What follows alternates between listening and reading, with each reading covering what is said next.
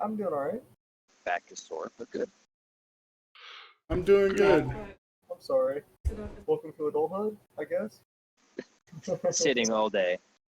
That's what's doing it. I'm sitting in a stationary spot. Again, sitting all day, standing all day will both ruin your back. Also, Wait, what? apologies for any audio issues on my end. I'm working with a new mic because my other one broke, so still getting used to it. Oh, okay. I didn't know your other one broke. Currently sounds fine. Yeah, I was on the blue snowball for a while, but it takes up so much of my desk. Like that's why I got the boom arm for the other one, is because it's so much of the desk, and I'm so chaotic and pile so much shit on my desk because I'm a dumpster fire of a person. No, I completely get it.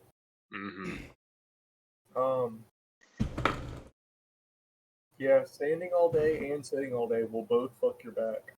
Yeah, I'm in the same exact boat. It's frustrating, but yeah.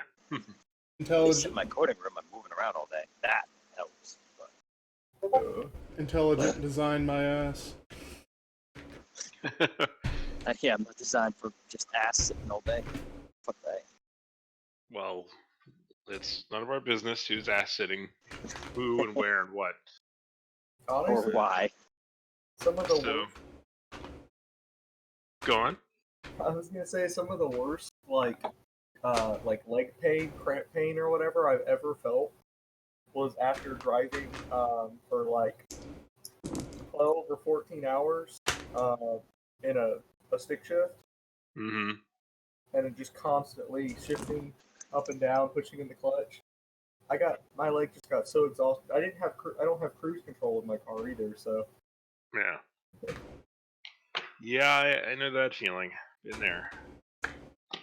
So, let's see. I guess we'll just start along, and when Aladrin pops in, we'll back up with him wherever he is in the world. So, He's becoming a god. That's what he's doing. That is accurate. Accruing his followers. Punching Morning Star. Punching ball. I don't know about that. He's certainly punctuating a myth, for sure. He's also punching Morning Hey, Star. myths become legends. Legends become gods. Yes, but you have to die to have all of those things happen. Well, see, That's not true. Some warriors have become gods without dying, depending on the mythos, but still. See, Aladrin has achieved that in between of the Chuck Norris legendary status. Yeah, but at the end of the day, Chuck Norris could still get his butt whooped. Like it's Aladrin does well again. Well, we'll see. We'll see. He's not exactly fighting the best of the best. Yeah, that's true. He'll just become a legend. He's not ready yet to ascend to godhood. He hasn't Not crossed the Olympics yet. That's why you got to accrue a following. You beat the shit out of the weak, and they start following you, and that's where it starts. It would be Oromis' way of accruing followers. I'm afraid to think of who all Aladrin wouldn't consider to be weak in comparison. Like, isn't everybody just weak compared to Aladrin? Maybe in Aladrin's mind. Yeah, strength-wise, maybe, but we all have our strengths that would definitely whoop Aladrin's butt and each other's.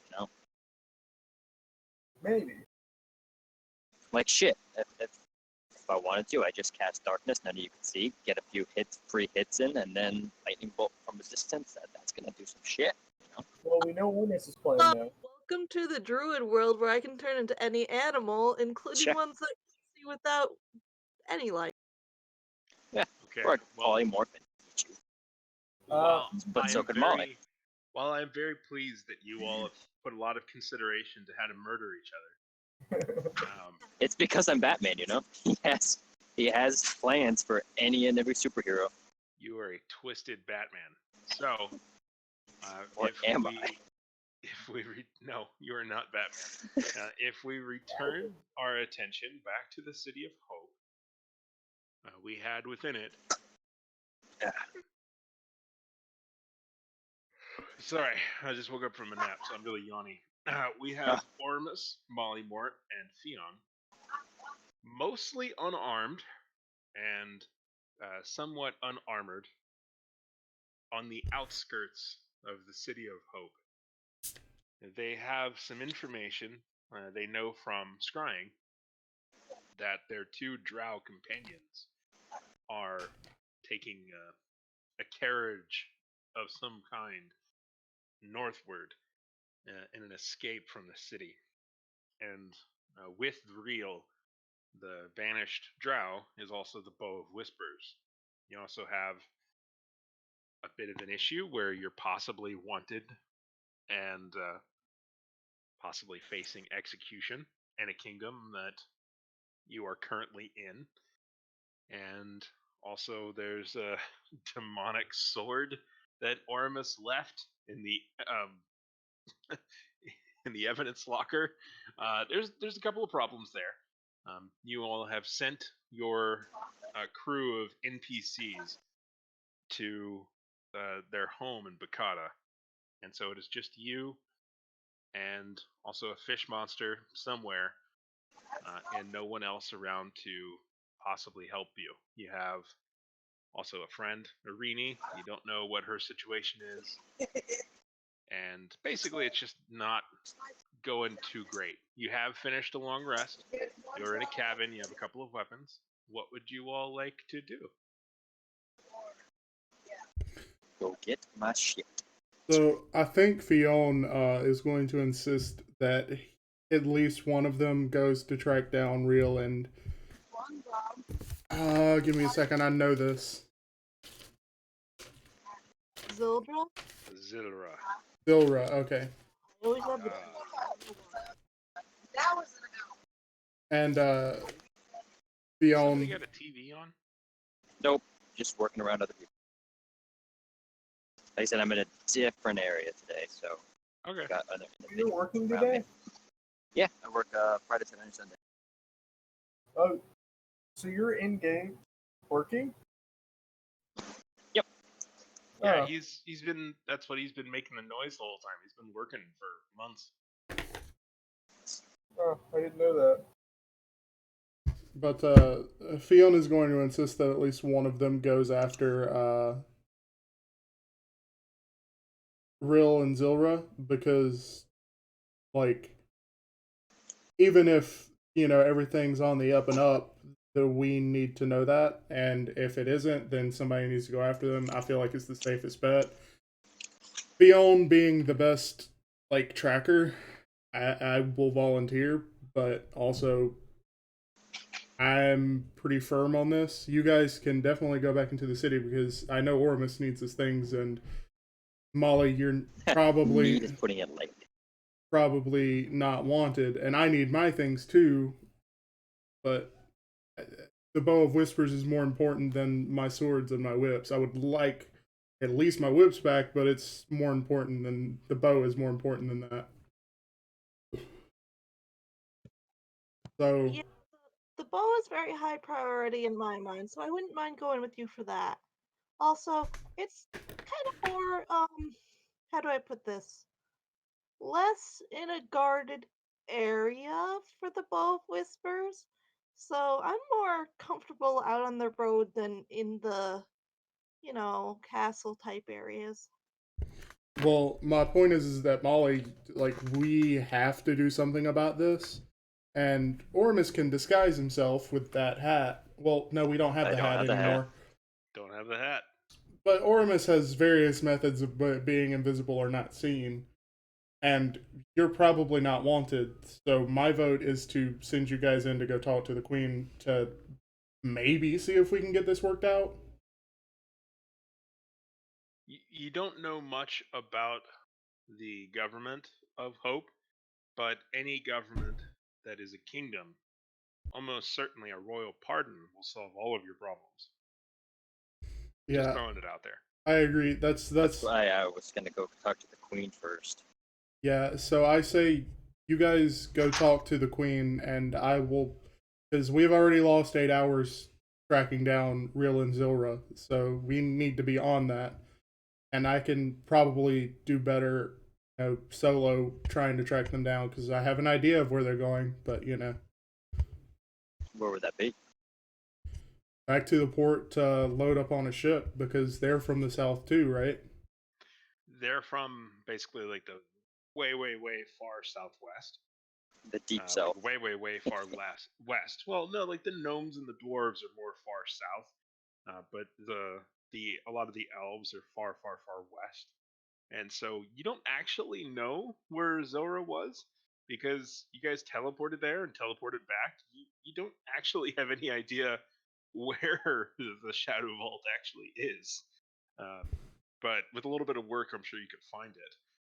But they're probably going someplace far west. You said far west from here. Well, their intention is to go far west. Relative speaking, they'll have to take a ship across the ocean. Okay, so it's reasonable for us to assume they could get to where they're going without taking a ship. No, they could get there without taking a ship, but from the way that the sun was coming in the direction they were going, they are going north. And if they were to go without a ship, they would have to go really far south through unexplored wildlands, and then really, really, really far west, maybe. But basically, they would have to go the land route while, imagine it's like a crescent shape. And they kind of just have to go across the water and they'll be there. Otherwise, they have to go all the way down and all the way over by land. If they go by land, it would be much further and take longer to go by land. And they are going north towards the port, so they'll probably go by ship. Okay, so yeah, Fion is going to assume they're going to a ship, and my argument is send you guys in. We've already lost 8 hours tracking them down.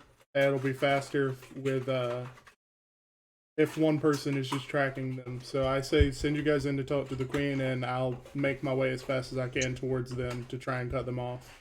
Fion, can we please stick with the buddy system this time? I know that we should, but like I said, it'll be faster to do the tracking down with one person. And Molly, we need to talk to the queen, and you're the only face that we have that can easily get to the queen. Like Oromis can't just walk up to the castle. He'd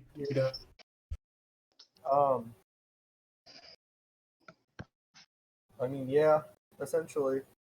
Though remember, if need be later on, if you can get a teleport, you could probably teleport to wherever they're at. Just reminding you guys that you guys decided or remembered that last session. There is a very good chance that with scrying and with teleport, you would be able to go wherever they are in the world. And it would probably take them months to be able to get home. And time-wise, in a sense, it can be low priority. Or you can chase them down and take care of the problem now. Yeah, I'm just... I would prefer chasing them down before they get on a ship. Because every second that Fion doesn't have that bow of whispers in his hand or on his person is a second that is closer to Tiamat being there without him having it. Well, yeah. But I mean, you only need it when she arrives. See, I see where you're coming from, Fion. I do. But afterwards, how are we gonna find you? I'll just go with you guys to the castle. Like if you get caught up in some kind of trouble and it's overwhelming, I am very confident in your capabilities, but some shit happens. I don't want you to be left alone. Yeah, it's important to remember that last time in a duel, Real very nearly dropped Aladrin. God of Destruction, yeah. They were one hit away from killing each other. And honestly, I think that's partially because Real underestimated Aladrin as well. It's entirely possible. now that he knows, And we definitely underestimated him. well, I mean, now that he knows what you guys are capable of, I don't think that he would pull any punches or anything, you know? Yeah, assuming you get the drop on him, Fion, and you get a good surprise and a good ambush on him, it would still be a hard fight. But you would be way better off getting a surprise on him. If for whatever reason With he teammates. sees you, yeah, well, if you have teammates, you'll be way better off. But if he sees you and he knows you're coming, you're almost certainly going to fail. This guy is not one to be played with. He is a warlord of the Drow. Plus, not to mention when Molly scried and allowed us to look through, he was keeping a hard eye out. And a hand on the bow. Yeah, Anyway, just throwing it out there. You can do whatever you want. yeah. I'm just trying to get information out, you know, just like because it's been 2 weeks since we last talked about this, and keeping the information fresh.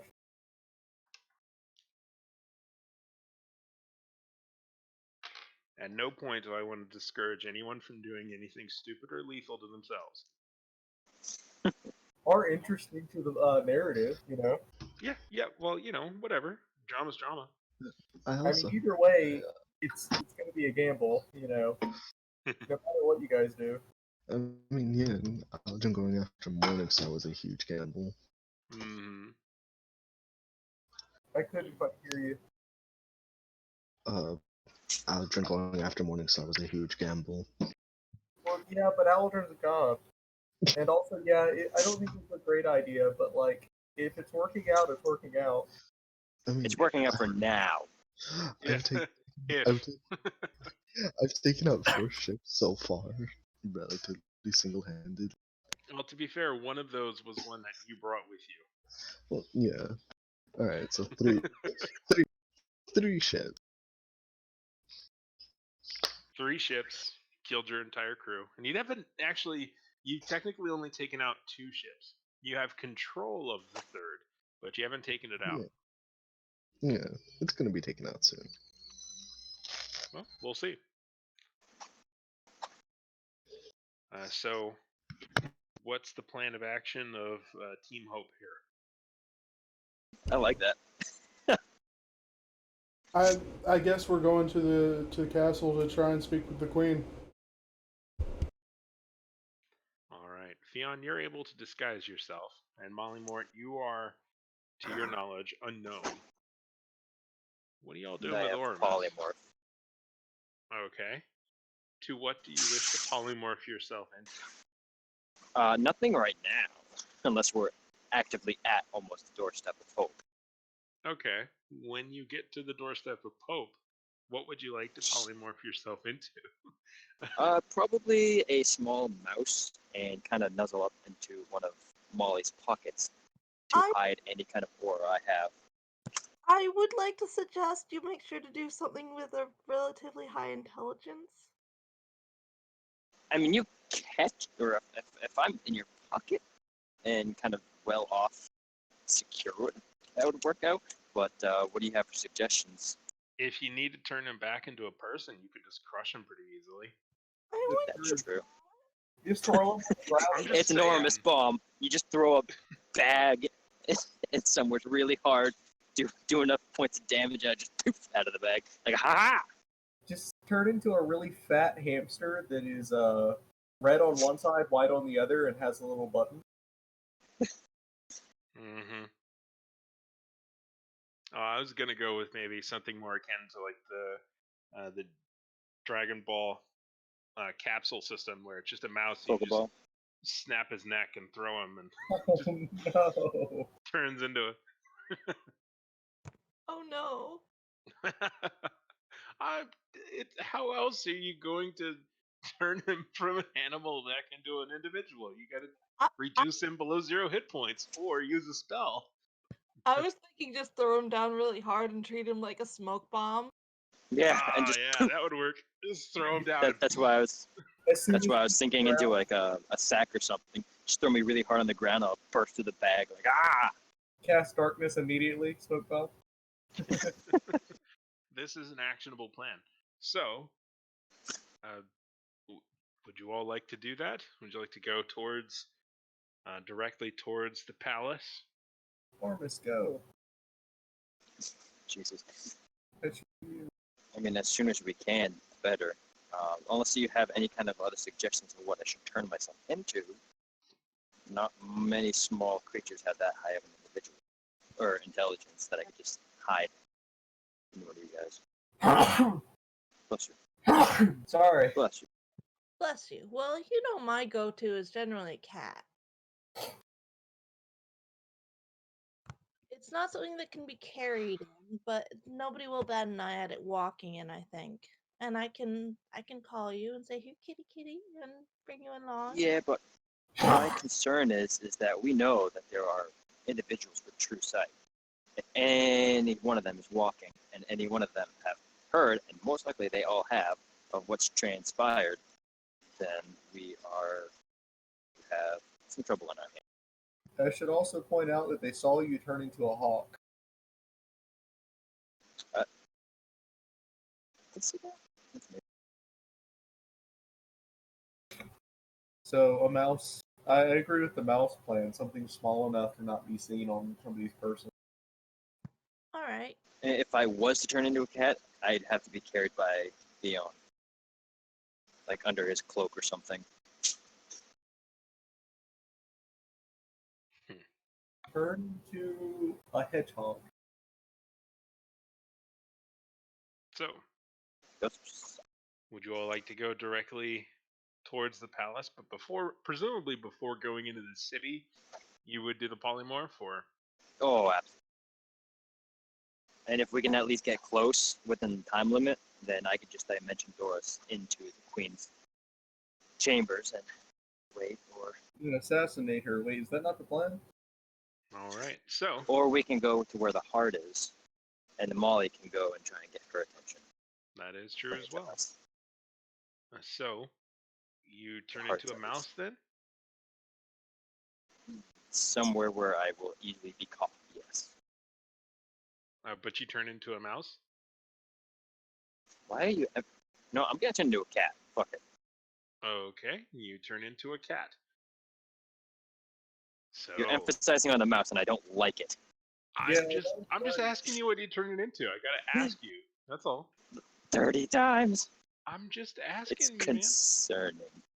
I would point out that turning into a cat did not work out at all for me last time. man. Mm-hmm. I did turn into a cat to try to get in to try to see what was going on with you guys, but they just stopped me at the gate. Well, that's why I'm gonna be in someone's clothing, probably hidden by like a cloak or. I'm not a big cat. I'm gonna be like a smaller cat, so even Molly can carry me around. All right. So, who wants a full-grown cat to conceal on their person? Does anybody just have like a sack they could stuff him in? Keep in mind, he is a cat. Yeah, just stuff him in a sack, and then like when a guard tries to open it to see what's in there, just say, "Don't let the cat out of the bag." It's real. Oh This my cat god, is that's brilliant.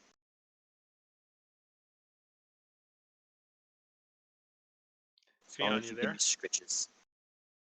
Hello. Yeah, I'm here. Okay. So, would you or Mollymort like to take the full-grown cat that is now Ormus to be able to sneak in to the city?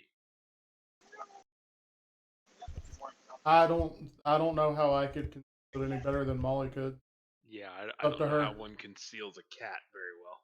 I She- mean, you have a nice big cloak you could hide him under. I'm But gonna make be a hump on using your disguise self, so I'd spread myself across the shoulders. So he would be hidden under the disguise self? Mm, I don't think he would. That's why I'm saying, like, if I would be using disguise self, He'd just be floating. Yeah.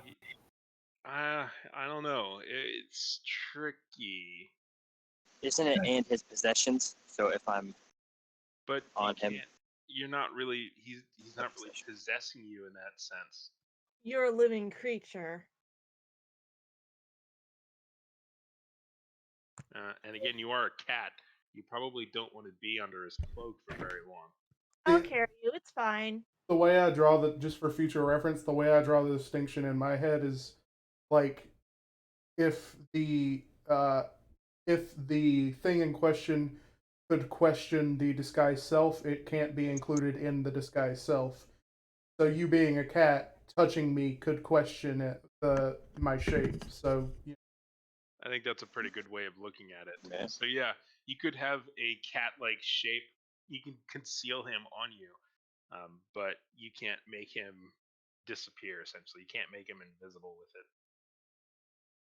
So yeah, where who would like to hide this cat, or do you just want to have the cat just follow along? I mean, he's just a cat. I mean, I'll follow along. My just main concern was somebody seeing my actual form and being like, "Hey, what's that?" Yeah, that's a completely legitimate concern in a city full of dragons.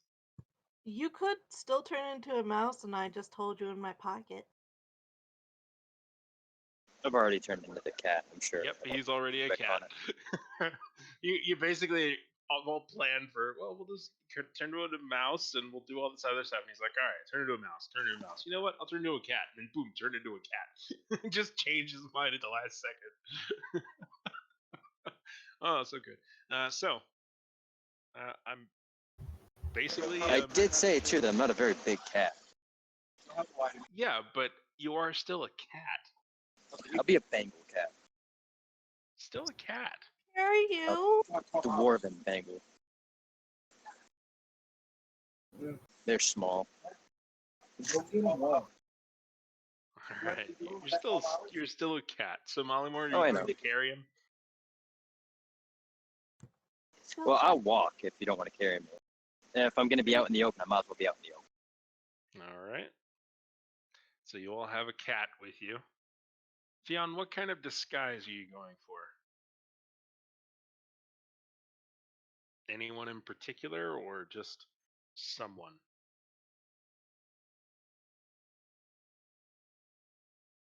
I don't know. I guess Disguised as the king himself. I guess some sort of royal, because someone that I have seen in the few times that we've been in the castle. Someone that it seems isn't too high profile, but you wouldn't question being there. There seems to be that there are at least a few, basically the entourage of the king. He's just got people that are just sort of around. That's not too unusual. You could turn yourself into just basically just a random bro. Be careful with that, because I'm sure someone like that stature would have a escort of some sort, like a royal, like. Well, yeah, I'm imagining like the king's sister's like stepson Friend or something. Yeah, like the king's sister's stepson's best friend. Twice removed. Yeah. But yeah, I mean, you can turn yourself into just someone randomly that you saw at the palace before. Not a problem. Not a problem. So, would you all like to be heading directly towards the palace? A little bit of a detour, I'm sure. Yeah, Fion would insist that we not go straight there. We kind of. All right. But do you go anywhere in particular, or just kind of wander around? I would say wander. It would seem the most inconspicuous.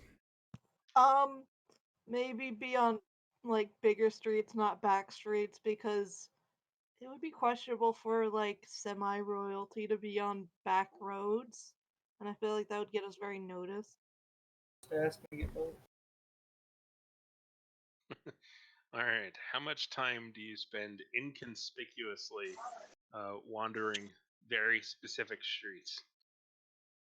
Less Keep in than an mind, hour. It's only lasts for an hour. Okay, thank you. Yep, less than an hour, so probably about 40 minutes. Okay, you spend 40 minutes walking around the city aimlessly. looking at nothing in particular, doing nothing in particular, trying to look as inconspicuous as you can. Probably on our way getting closer and closer, though. Yeah, I would assume. Just spiraling in, moving closer, moving further away. But eventually finding yourself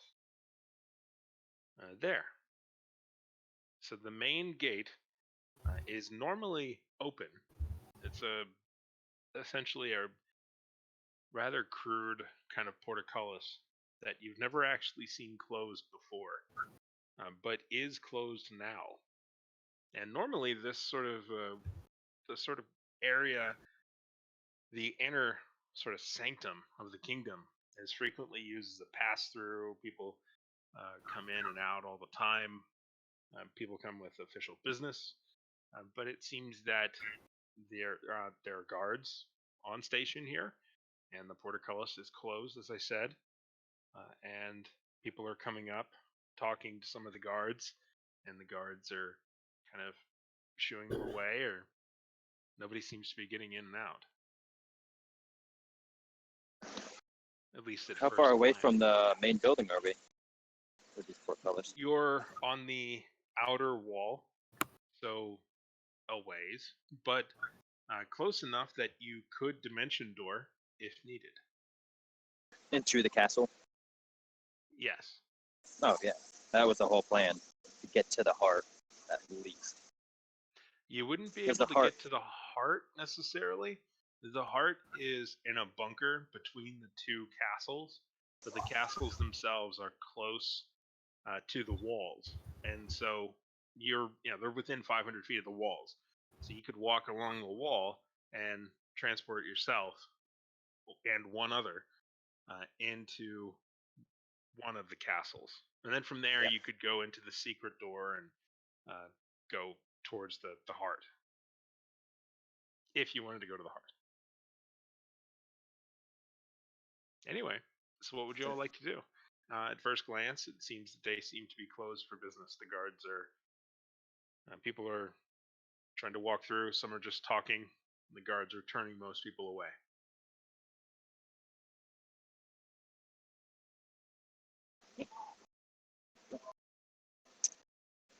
Well, I mean, I can take me on Fion, and Molly can wild shape up over the wall if she wants to. Or Unfortunately, I can just take Molly. you're a cat right now. Meow, meow, meow, meow, meow, meow, meow, meow, meow. Wouldn't Molly be able to understand me, though? Yeah. Well, what size category is a cat again? And what size category can I understand again? I think I can only understand small beasts. I believe you're a small. The cat is small. I don't know what beast you would be able to understand, but even then, he's basically That was the plan, though, earlier. Yeah, but with an intelligence of 3, I don't know if you would be doing all of the math here. It's really on them. Cats count as tiny creatures. Yeah, they're tiny.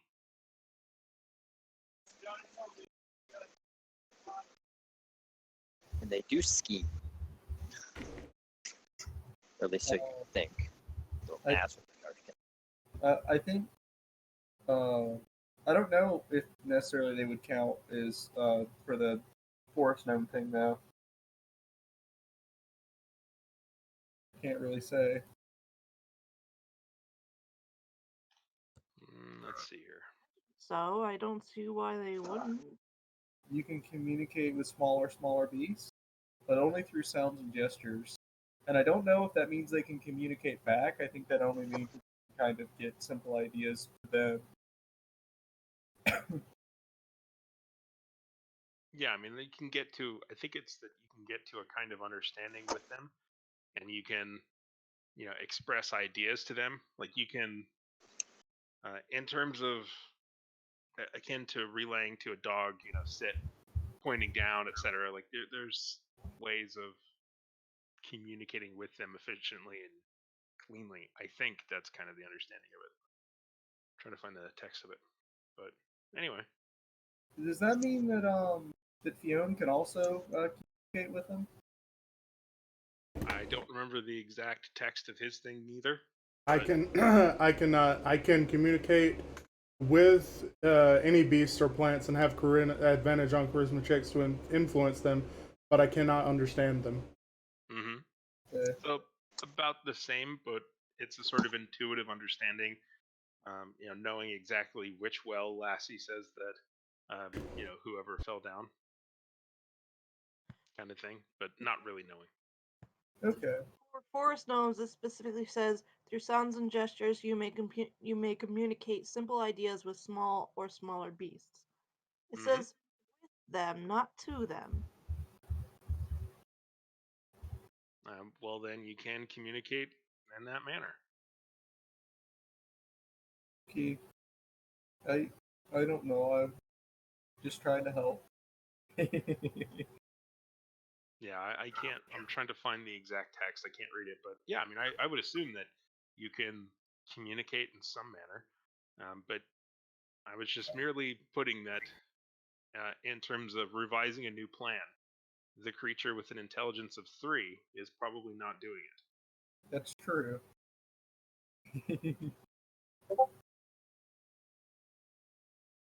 Yeah. I've got the well, I'm sure you guys already have it. Yeah, that's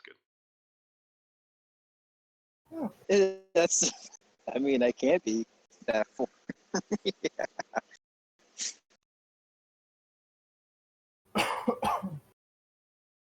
I wonder. What would you all like to do?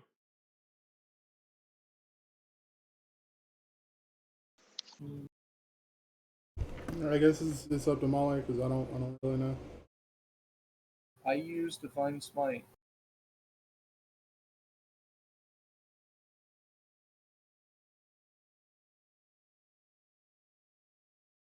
I forget what we were trying to do that we need a solution to, honestly.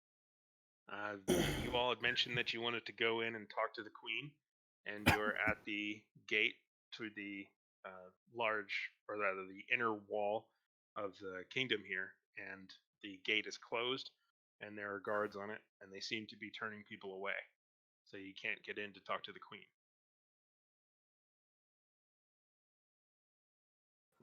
Well, seems worth at least trying to talk to them. I'm sorry, but I'm not joining you in that. I don't have long enough. You go ahead. I'm leaving the city. I'm sorry. I'll be outside the city. Y'all have like 15 minutes left on disguise self and polymorph. Yeah, I'm leaving the city. I'll be outside the city in the woods as close as I can be, but that's the best I can do. I'm gonna walk up to the guards and tug on one of their shirts. All right. And we'll get to that in just a second. I just want to ask, Oromis, are you, or Fion, are you taking Oromis with you, or just letting Oromis walk around? Because, again, it is a creature with an intelligence of 3. He's not keeping a look on the time. Don't worry. You have your secret stash of cat toys. I probably would grab him, yes, and let checks. Wait, you're taking me and leaving? Yeah, he's picking you up, apparently. And trying to, at least. I mean, I know that our faces cannot be seen here. It can't. Nothing good can come from it, and I know that our spells are gonna drop soon. So. Yeah, I mean, get us into an area that's. Wait, are you just leaving the talking of the guard or the city altogether? You like, still get us into the wall. You don't necessarily know, Oromis. Well, can I argue that? Well, no, because I've established that when I do speak to animals, I use giant. So no. I mean, you can just speak common to him. He can probably understand the common, but unless you tell him, "Hey, I'm gonna leave the city," he doesn't know. Unless you said it loud enough for Molly Mort and the cat, and potentially everyone around you to hear. Yeah. I would have said, "Hey, I'm leaving. I don't have long." Something vague enough that it doesn't make sense to passersby, but Molly would understand. And I would reach for Oromis.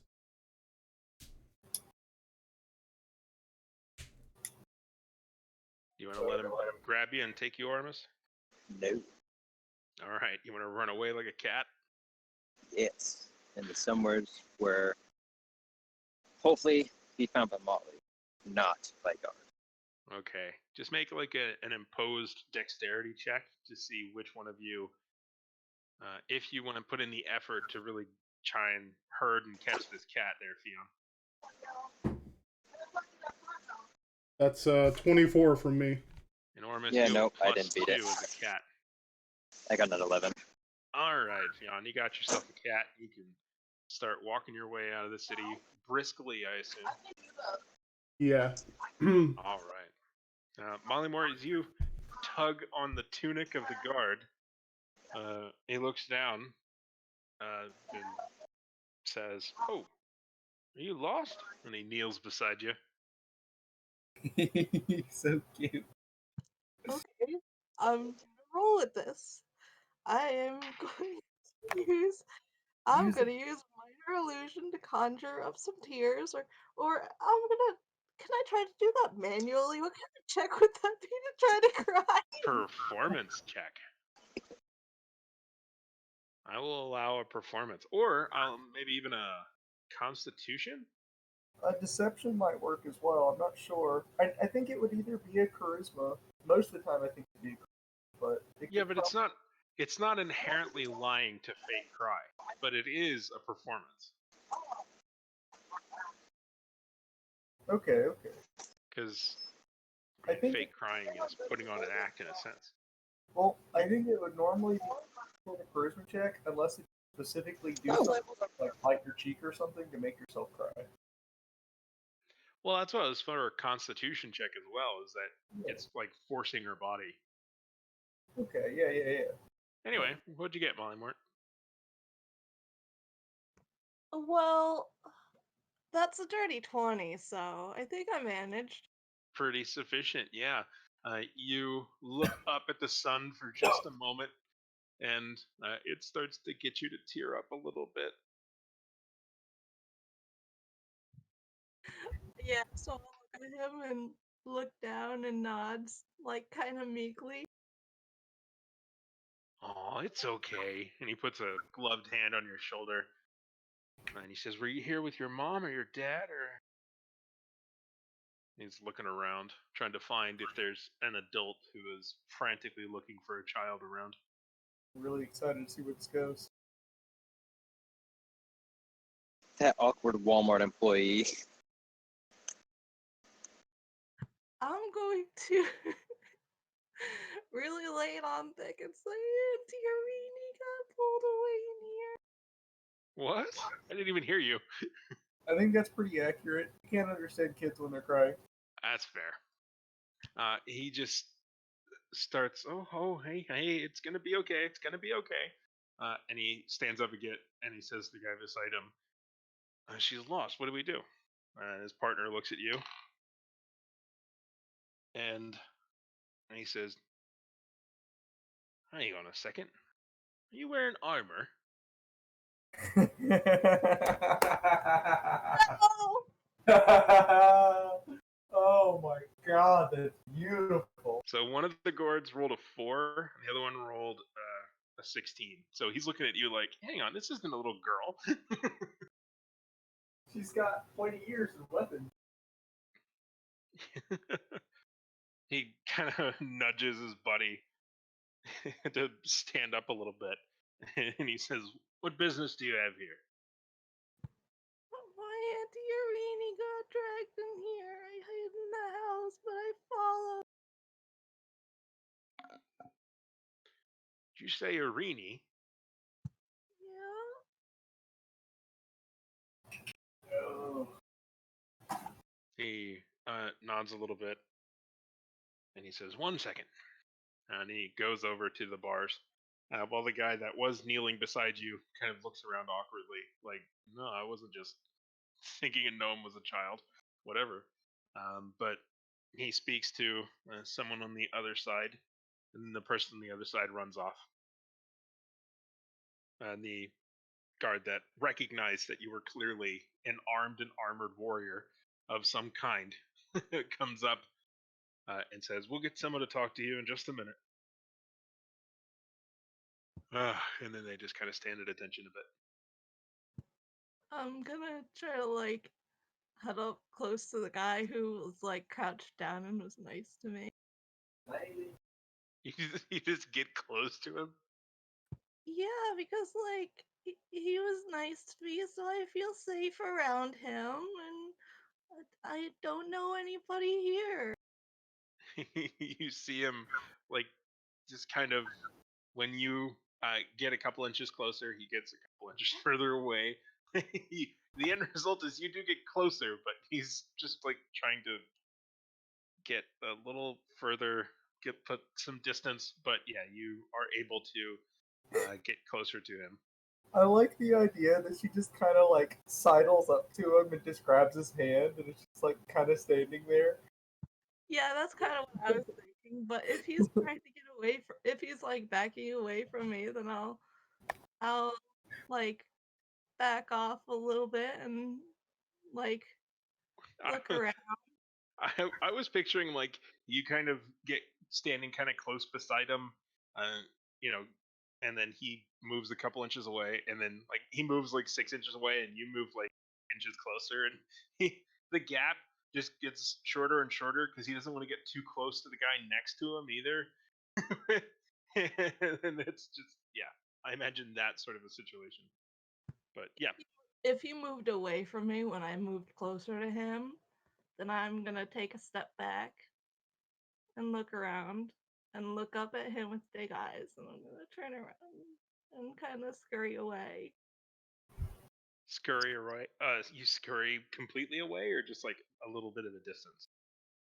I'm gonna go try to hide behind a tree. Sure. Okay. Do you want to roll a stealth? No, I'm not gonna roll a stealth. Okay, so you just go behind a tree. You're not necessarily trying to be completely obscured or hiding. Yeah, I'm like a tree that's like a good distance away that like a little kid would feel like they're away, but like I'm clearly still right there. Okay. After a few minutes, you can hear a kind of chunk, chunk, chunk clanging of chains as the portcullis is raised, and you hear boot steps on the flagons, and then soon some rustling of grass, and a individual comes around the tree, I'm and gonna jump back like I wasn't expecting him. all right, he kneels down and he looks at you with the one eye he has, and he says, "So you're looking for a Rini?" Uh-oh. I'm gonna take a step back but nod. He nods and he says, "Yes, she's inside. You want to go come with me and talk with her?" I'm gonna look at the gate, The gate's open. look back at him, and take another step back and shake my head. He nods and he says, "Okay, what did you want to talk with her about? I can go give her your message." She got taken away, and I don't know why. He smiles and he says, "No, no, no, it's okay." And he points towards the castle and he says, "She works in there. It's all right." I know, but they came into our house and they took away Rini and our guests and and they He made holds up them go. he holds up the hand and he says, "We just wanted to make sure she was okay. That's all.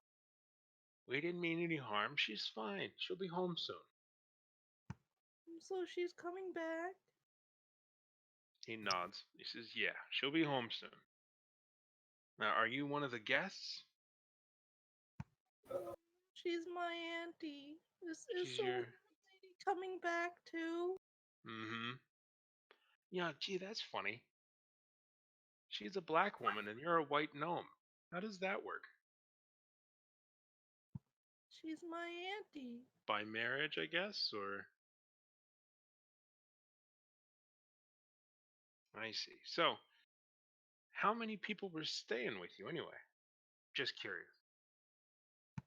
I don't know. There was the weird woman and there was the tall guy and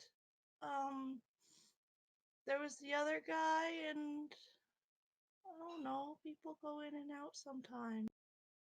He nods. And he says, does she have guests over often? Or, you know what? Don't even tell me. That's none of my business. But did she know them well? I don't know, they were nice. I see. They were nice. How long were they there?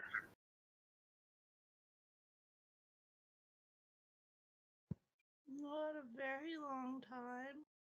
Okay. Were you there yesterday when we came in and got everybody? She like tries to well up the tears a little bit and nods. And he says, yeah, that's strange. Nobody mentioned a gnome being there. Were you hiding? Yeah. Oh, I see.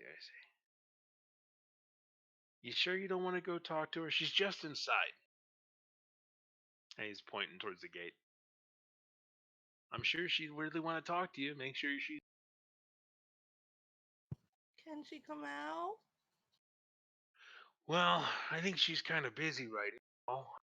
But yeah, she'll come out soon. Who should I tell her that he's holding his hand out, like asking for your name? Molly? Molly. Okay, Molly. You can see him trying to remember it. And he stands up and he says, well, if you don't want to go see her, I guess I'll just go back and tell you we're here. And he starts to slowly walk away.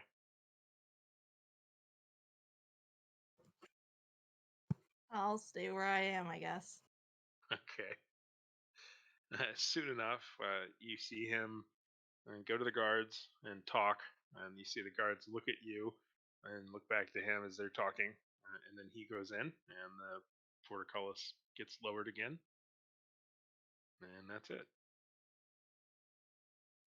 All right, I'll linger a little longer before heading back to Irani's house. Okay.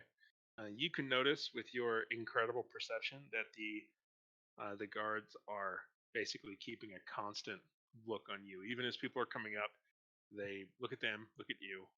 As people walk past, they look at them, they look at you. They're keeping a close eye on you as you wait there. All right. All right. So, Fion, you know you only have a good 15 minutes or so as you walk away. Are you heading back to the cabin?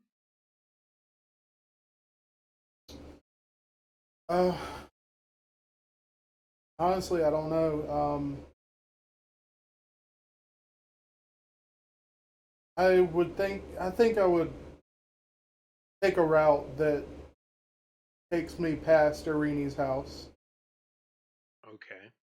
And if it doesn't seem like it's stocked up with guards, then I'm going to stop in there.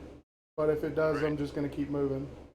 I'll let you know before that path, though, because Hope is not an entirely small city. While not heavily populated and not the biggest, it's not overly small. You can get to to Irini's house in plenty of time from the castle, but you won't have time to get from Irini's to out of the city at that point before your spells wear out. If you start going from the center of town right now, you can get to the edge of town before your spell runs out. Then I will do that. I was only going to take the route past Irini's if I could do it without. Yeah, Irini's is sort of northwest, and south is towards the cabin. So the time that it would take you to get to the cabin or to get to Irini's, you can get there in 5 to 10 minutes, but it'll take you unless you want to go north out of the city and then go all the way around the city. You won't be able to get out of the populated areas for maybe 30 minutes after that. Yeah, I'm just leaving the city then. Yeah, because the city's like 2 miles across, basically. Probably back towards the way we came then, towards the cabin. But I'm not going to the cabin. I'm the closest dense wooden coverage that I can find. Okay. Yeah, you're certainly able to make that distance, no problem. And you can start heading south and start breaking your way through the paths and through the wooded areas. And you're just going direct. You're not veering off at all or being concerned about being pursued. Well, yeah, I'm watching my back, seeing if I'm because I understand that even pictures I was trying to be, it's probably not great. Because I'm a man walking with purpose, holding a cat who looks like he would hang around the castle. Yes. And moving towards the castle, no one finds that especially suspicious, but while walking away, there the danger lies. Yeah. But go ahead and make a perception check to see if what you see, as you're keeping an eye to make sure you're not followed. You just keep staring at the gif of those eyes. 24. 24. Okay. All right. So, yeah, you're able to get to the edge of the city proper and make your way south more fully to be able to go towards the little town that includes a fishing cabin, the former home of many of your compatriots. When does polymorph wear off?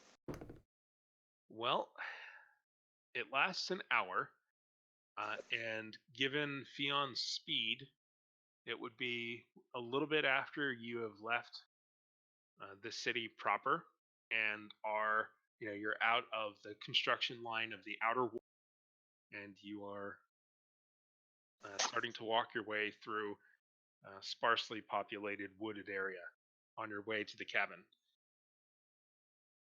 And I'm assuming, Fion, are you still holding him, or? I would have I probably would have stopped walking at about the 2 or 3 minutes left estimation mark. I am glaring at him.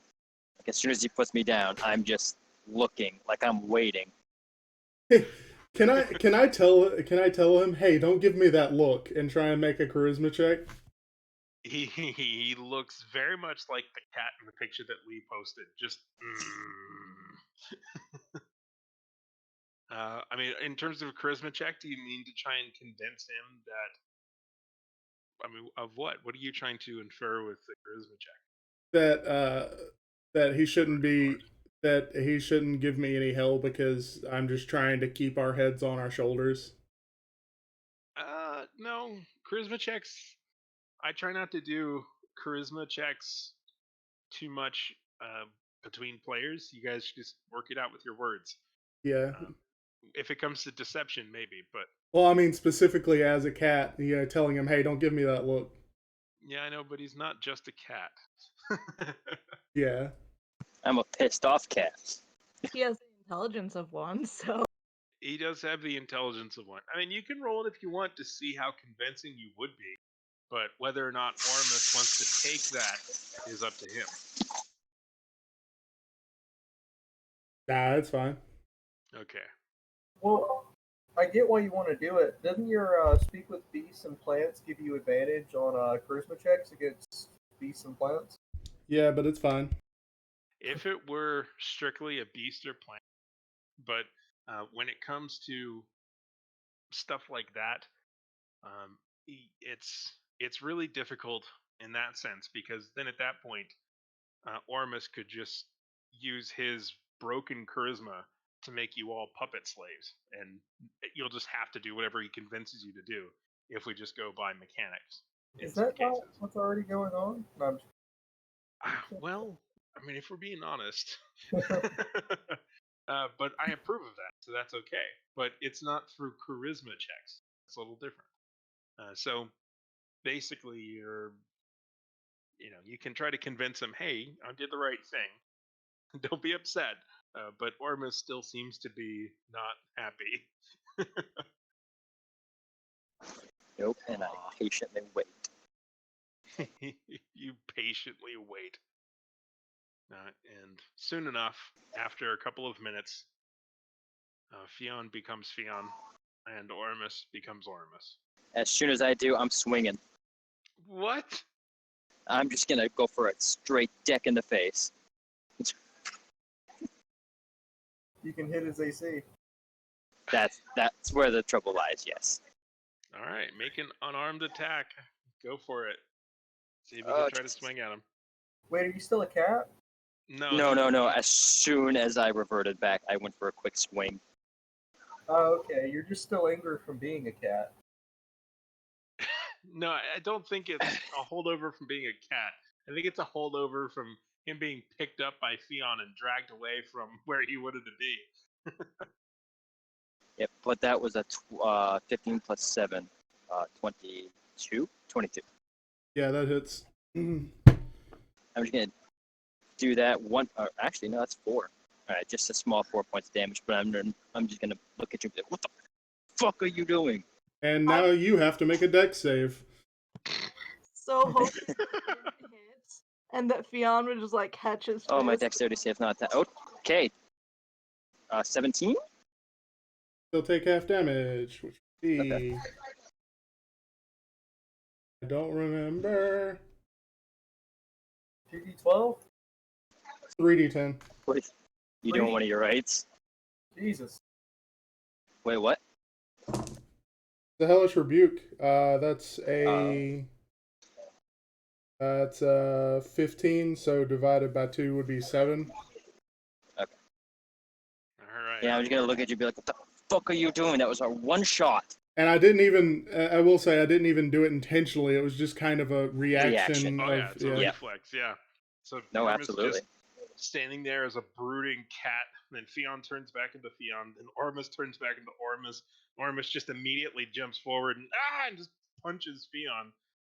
And then immediately there's a flash of light, and Oromis is kind of reeling back a little bit, both on the adrenaline and the anger, hurting quite a bit, but or just at least a little bit. And I'm gonna look. What the fuck are you doing? Why'd you pull us out? You're gonna turn back. Because we were going to turn back. I know that this is, you need to get your stuff. I understand that your sword isn't a normal sword. You've got a deal. I understand you can't just leave that laying around. But our heads will be separated from our shoulders if we stay in there for too long. They clearly just found a better spot. They clearly have everything on lockdown, and we only have 15 minutes. I knew we shouldn't have, I knew we should have just sent Molly in. Yeah, you better hope she fucking succeeds. Because if she doesn't, well, there goes that. Our one chance throughout the day. All you had to do was find a better spot. I would have reverted back. Could have just teleported in. I told you how to freaking dimension door us in, get us close to the heart, and or straight into the queen's room, so we could talk to her about it. If we give it an hour, we'll be fine. We'll be able to do... Actually, yeah, you're a warlock, so spell slots. I can't polymorph again, and then dimension door. That was our one shot. Oh, it's once daily? Yes, my polymorph is once a day. Okay. Damn. Yep. Then we'll go back to the cabin and try again tomorrow. Like, I'm sorry, but Molly... And then Rail gets even further away. Which is why I wanted to go after him immediately in the first place. We wouldn't have to wait another day if you didn't pull us out. I mean, I like my head on my shoulders, so... I would have gotten me and you directly to the queen if you so chose to not have gone to the heart. The moment you would have reverted, someone would have seen your face. There was a huge... Not if you found a decent spot. And I'll remind you, Fion, because I think Fion might bring this up in the argument, that none of you would be in trouble if it weren't for Oromis. Fion is trying to stay away from that, because, like, I don't want to, but, like... Because everybody fucks up. Just explaining Fion's mentality. Everybody fucks up every now and again. He doesn't want to go for that one yet, you know? Yonder quits trying to sow hospitality between us. Well, I mean... I don't think this is something that was bound to happen. Like, we're in a tense situation. I feel like it's reasonable. Yeah. This is a very stressful situation. I'm not trying to cause it to happen. It's just happening. All right. So do you all find yourself in a quiet, angry stare? Let's just go back to the cabin. I know we can argue and hit each other all day long, but I will remind you that that doesn't do anything. I'm assuming that Molly will either be at Reni's house or she'll head back to the cabin. But the fact that she hasn't caught up with us by now means that It either means she's in trouble or she succeeded. Of course, you are only a few minutes ahead. Yeah, I mean, you guys rushed right out of town, so I'd say give her a little bit of time. Yeah, you only left her. You left her less than 20 minutes ago, so like it hasn't been a long time. Oh, that's cool.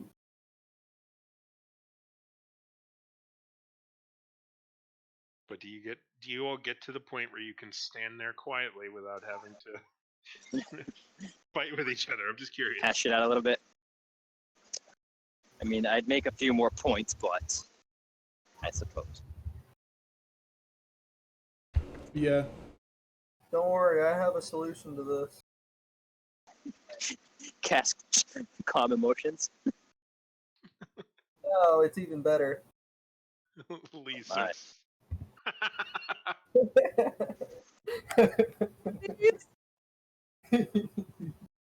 Oh my god. It could work. You're the best. Especially considering how big Fion is. Yeah. like legit, I think Oromis might be almost half his height, so that would be pretty funny. No, I'm like 5'8". He's only Okay. 7 feet, something like that. I'm 7'10".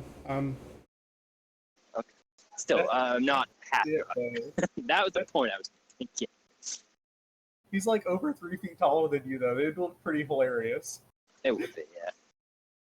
Like the little big brother and little brother type thing.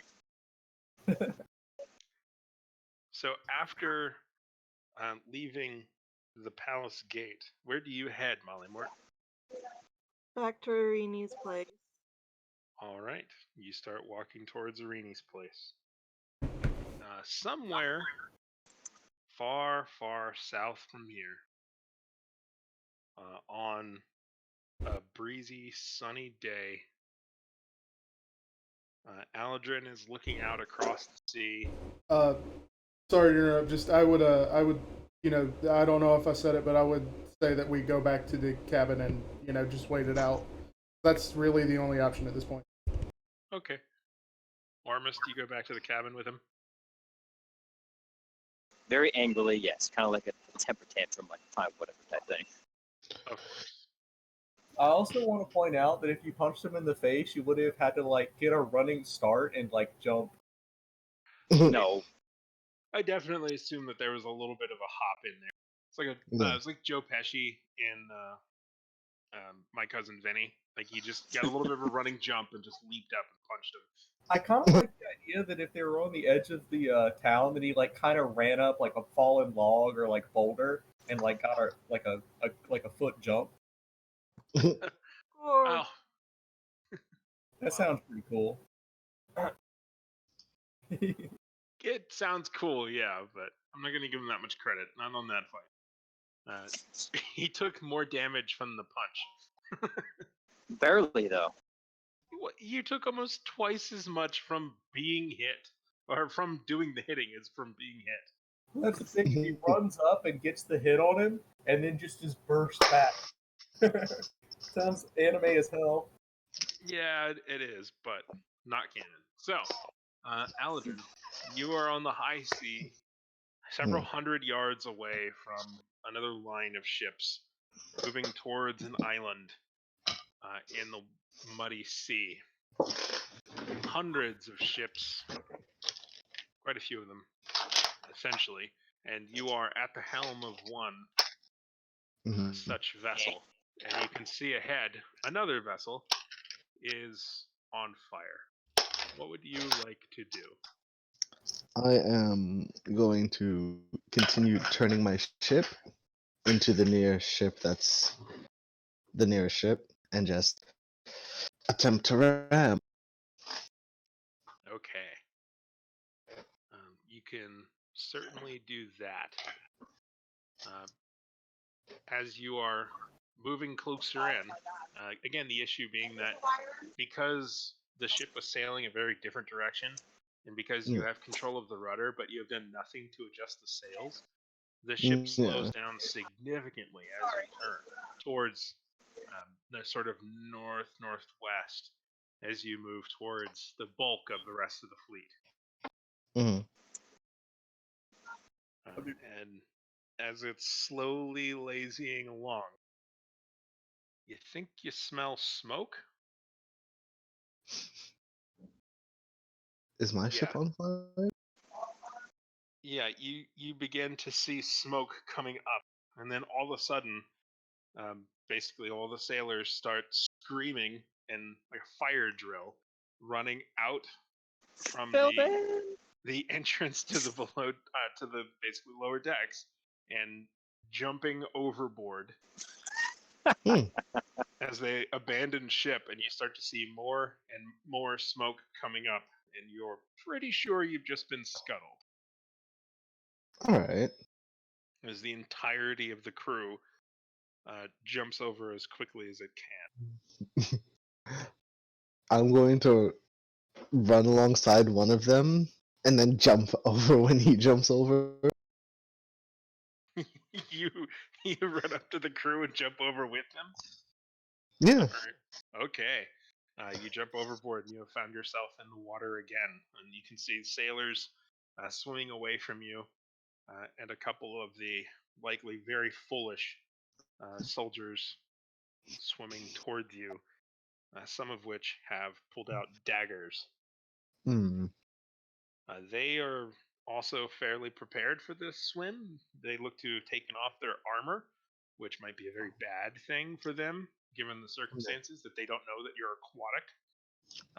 But Mhm.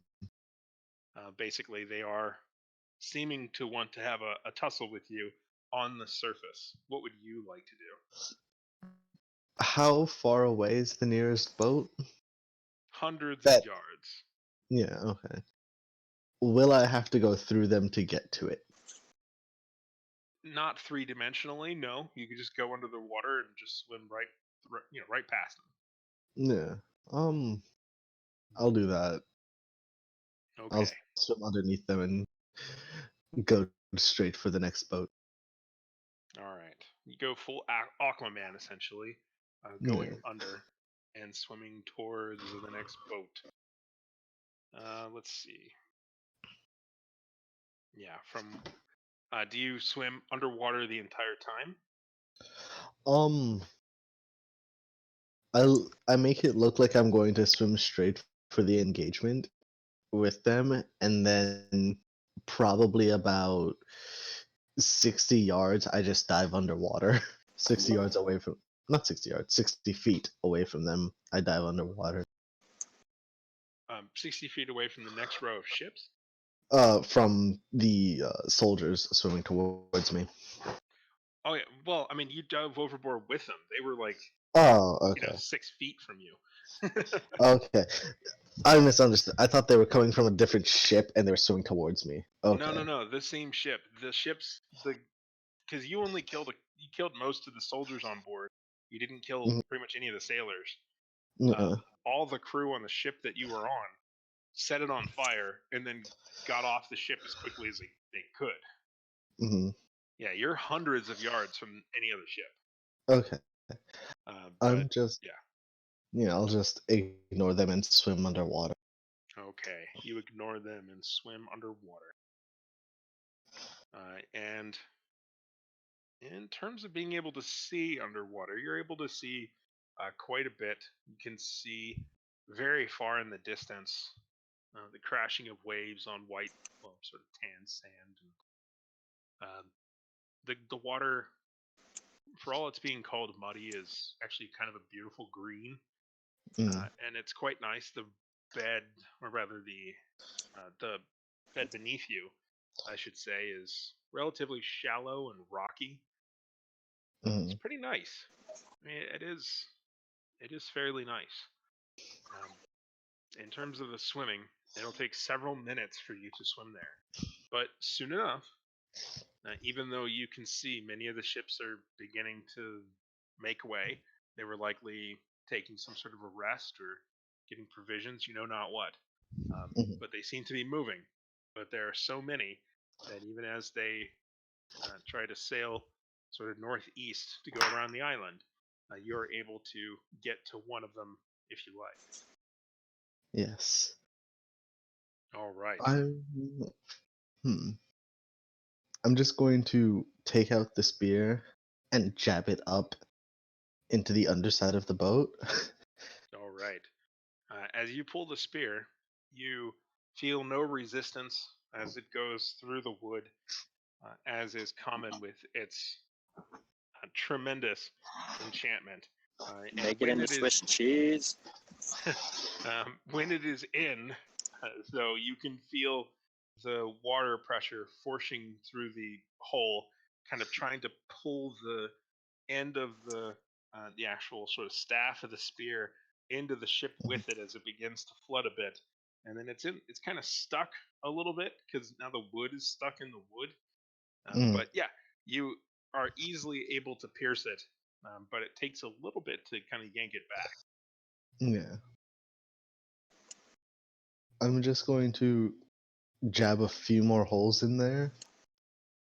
All right, you jab a few more holes in there.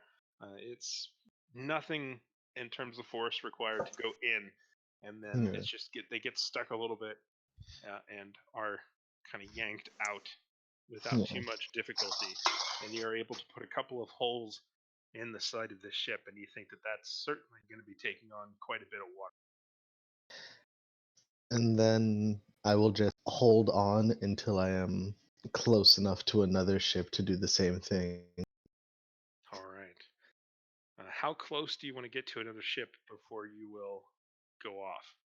Um, I don't want them to be able to throw ropes to it easily for like to try and get off. So 100 feet, give or 100 take. feet. Okay.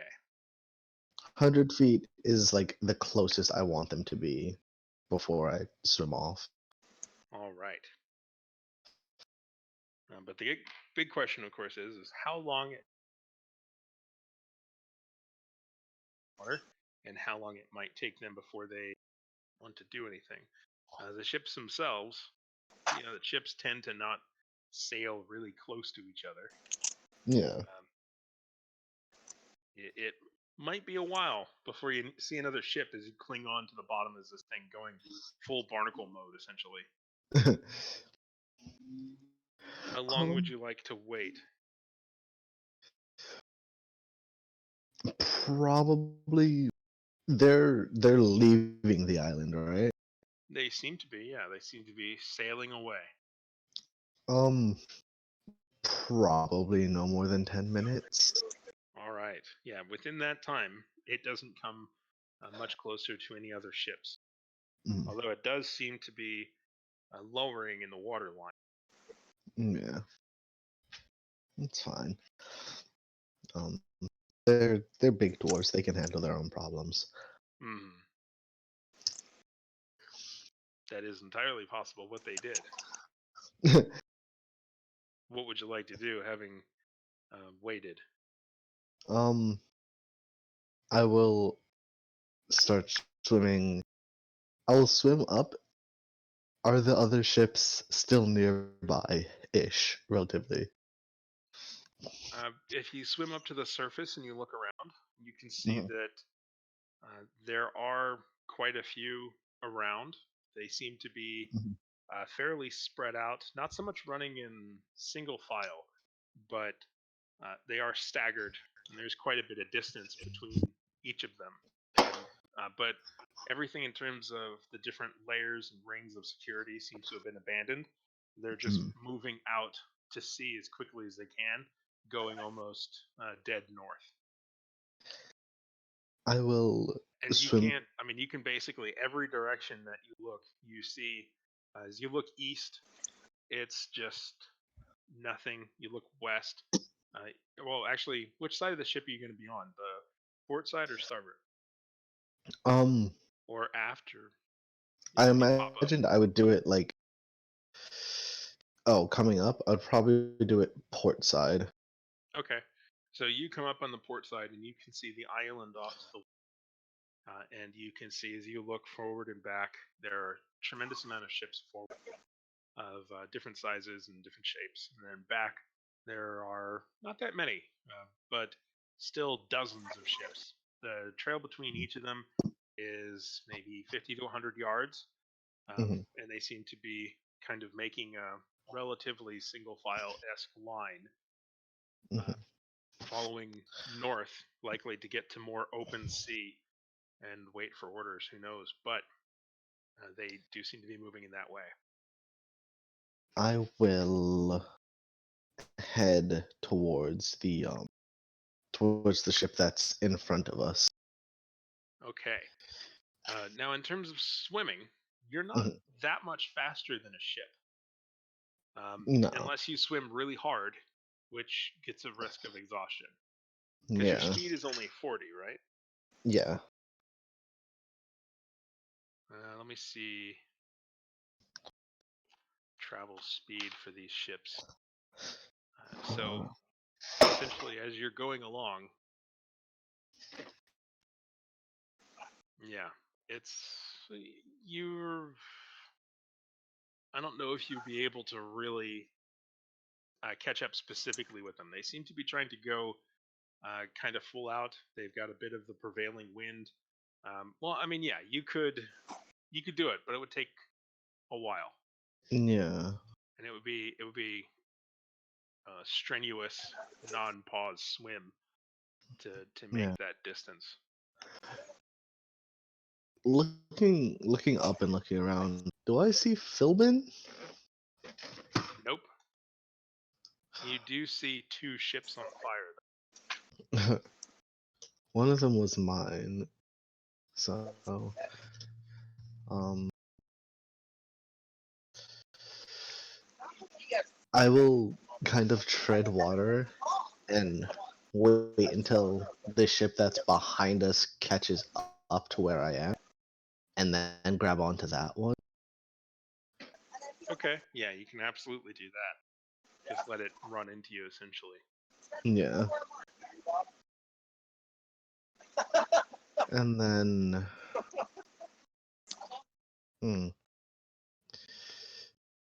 I don't want to pierce a hole in this one because I'll need it to catch up.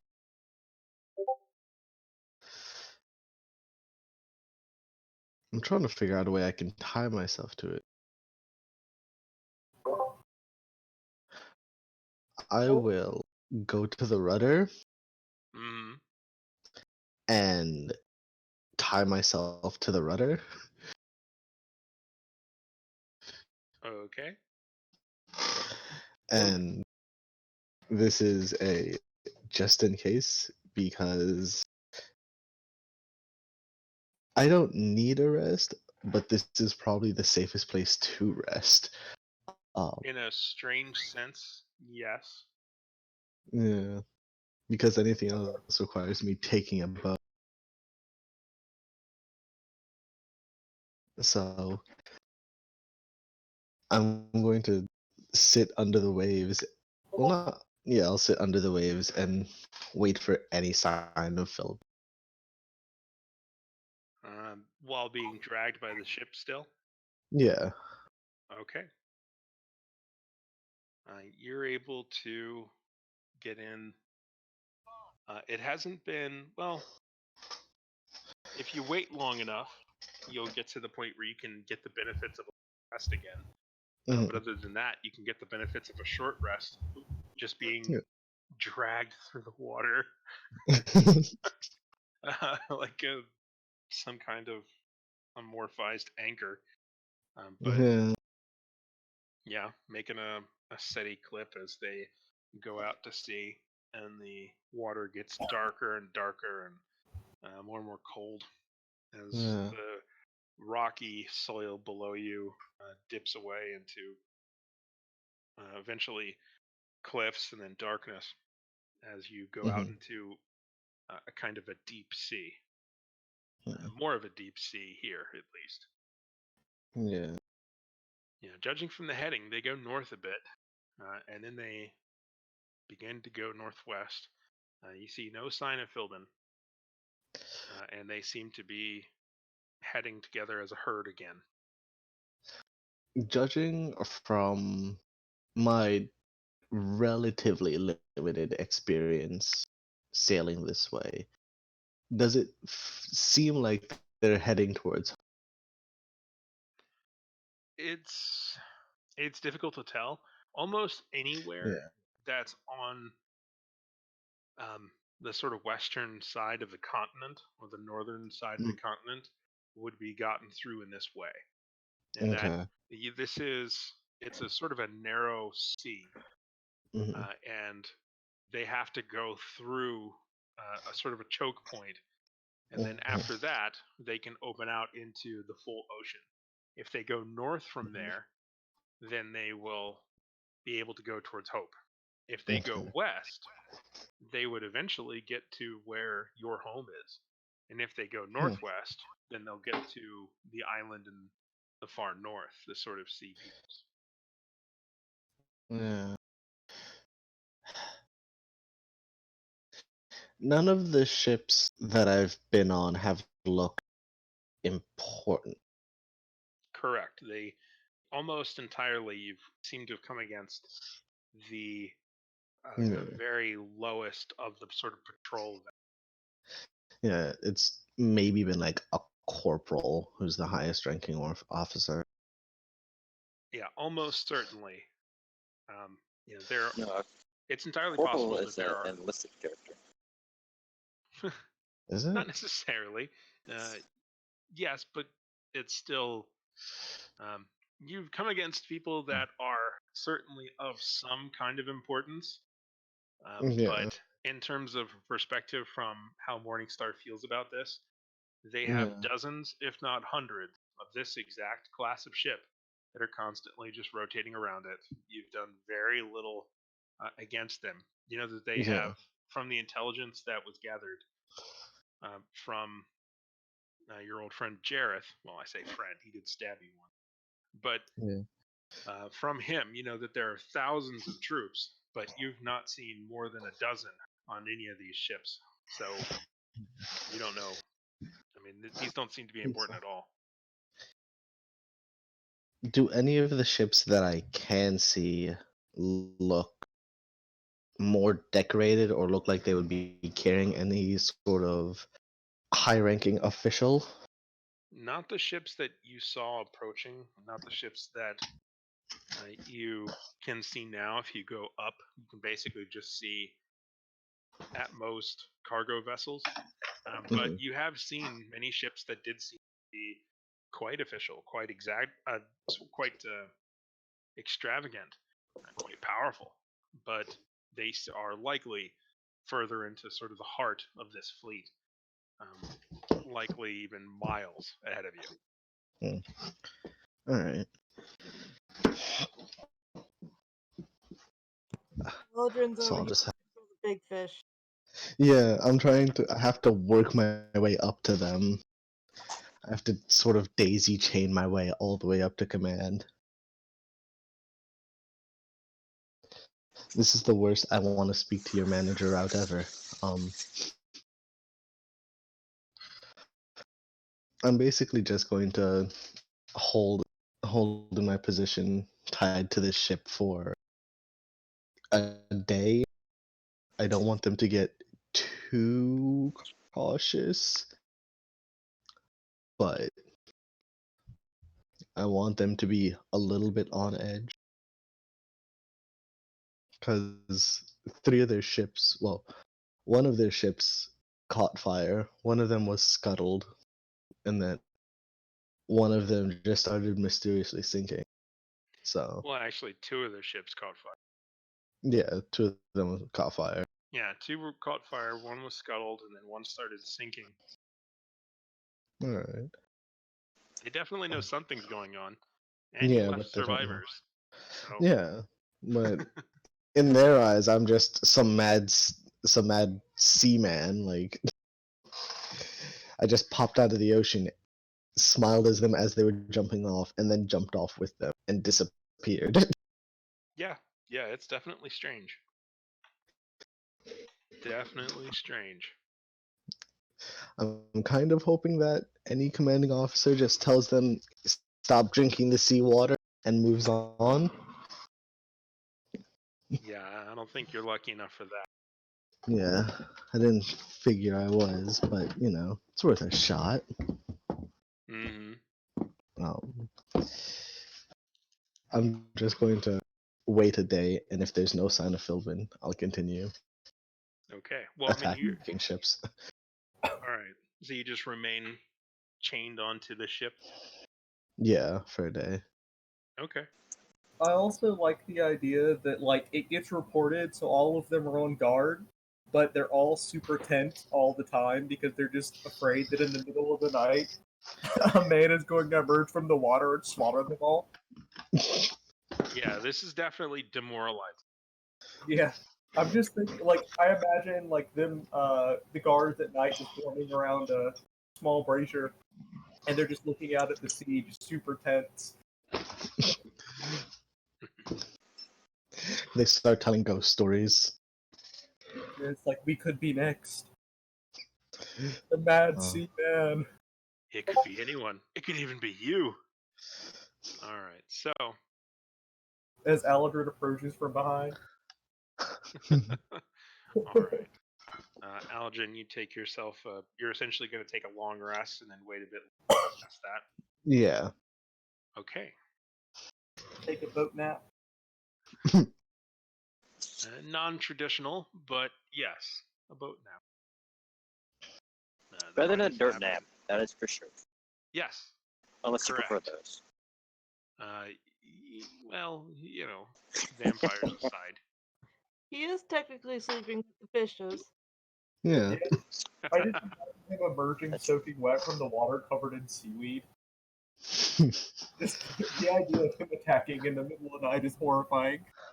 Yeah. Not to mention a 50-foot length of rope tied to my waist. Definitely does seem terrible. We're just like, we just keep finding these ships covered in blood and completely unmanned. With greatsword gouges all in the hull.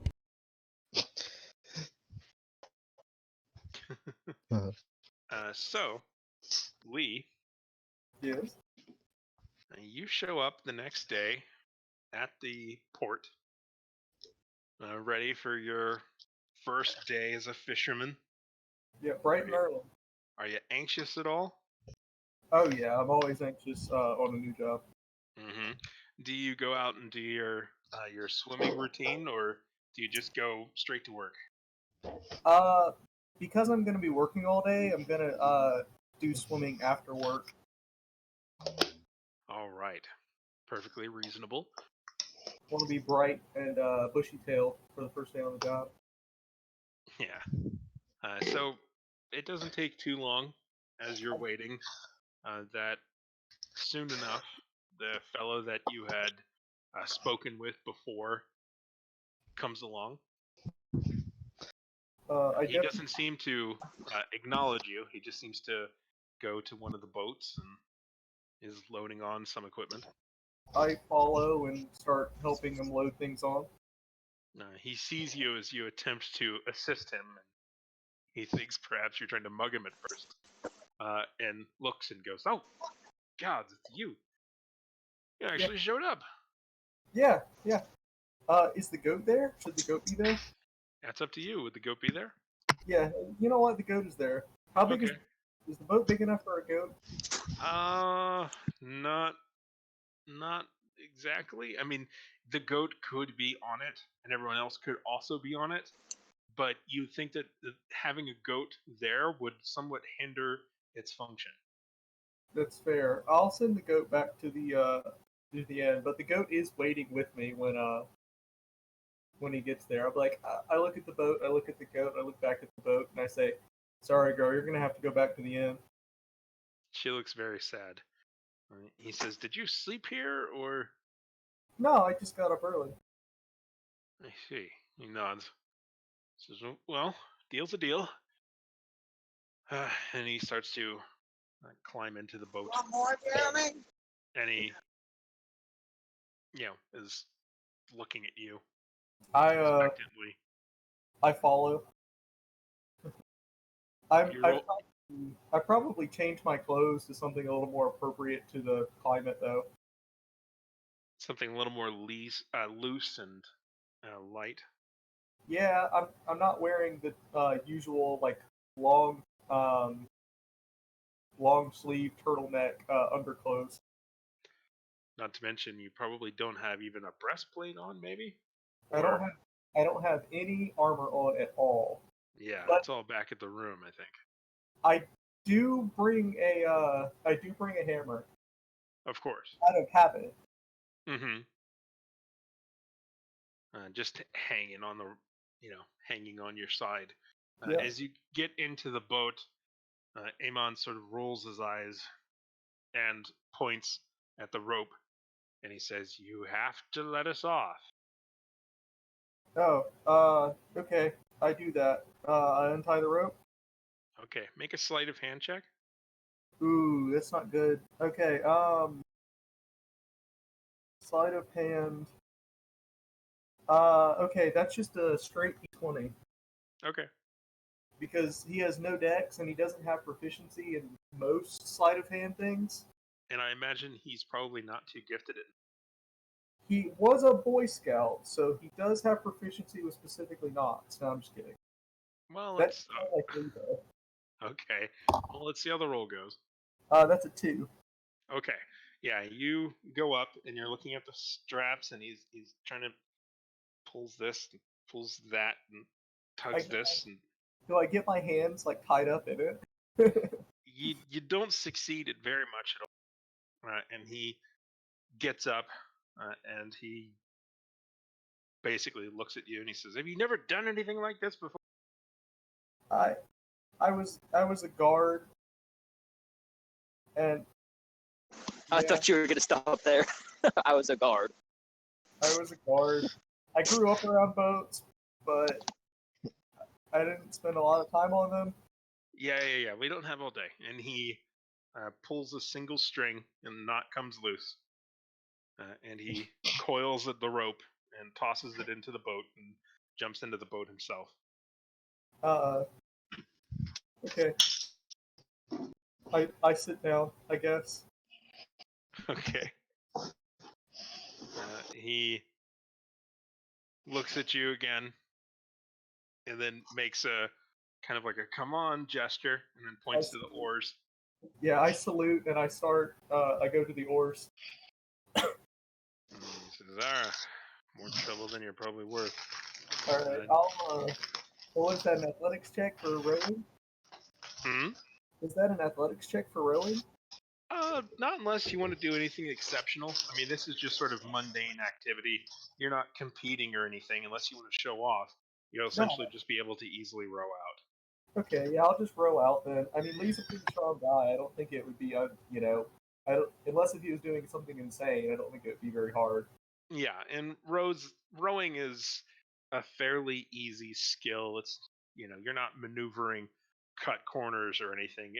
I'm not too concerned about you driving the boat into somebody else. You're able to pretty easily control this and get yourselves out to sea without too much of a problem. And he sort of, go on. I think he probably would know like very, very basic things because he's probably been on a boat a couple of times in his life. Mm-hmm. But he's definitely not an expert. It's like he probably knows as much about being on a boat as I do because I've been out on a boat like 3 times as a kid. So. Mm-hmm. Well, he guides you to sort of stick along the coast and head south a bit, and you're keeping well within sight of the shore as you go. And he says, "So what is it you wanted to talk about again?" And he seems to be preparing bait on hooks and tying and checking knots. Um, well, I need to talk to Aiden Marsden. He has a net. Oh, that's right. You're the silly fellow that wants to buy a net. Okay. That wants to do what with the net? Buy a net.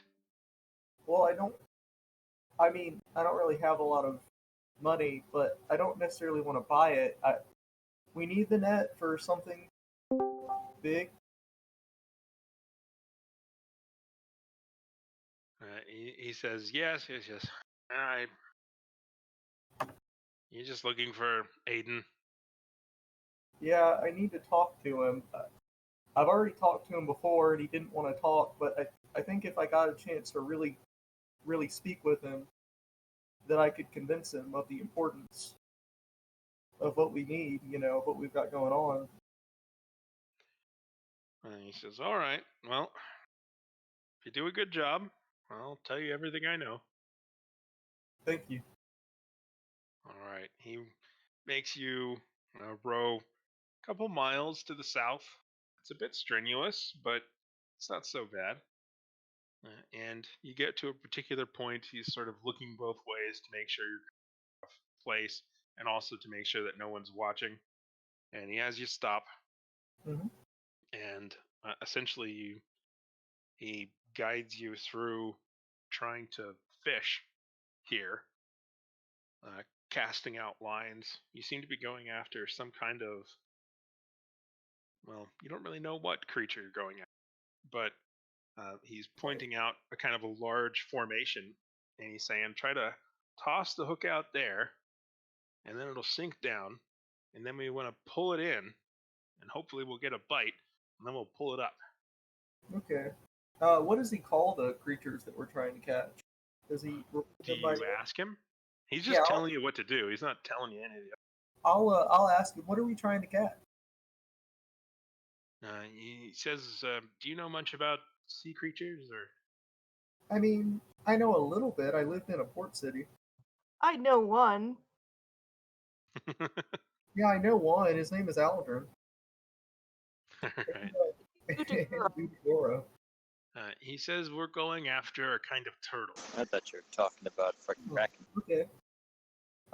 Can I try to follow his instructions and do what he tells me to do? Absolutely. So you can use essentially dexterity to try and toss it out in the right place. That would be probably a good skill to maybe use. Just a straight dex check or like a ranged attack or. It's not so much an attack because you're just trying to get it to land in a particular place. It's akin to.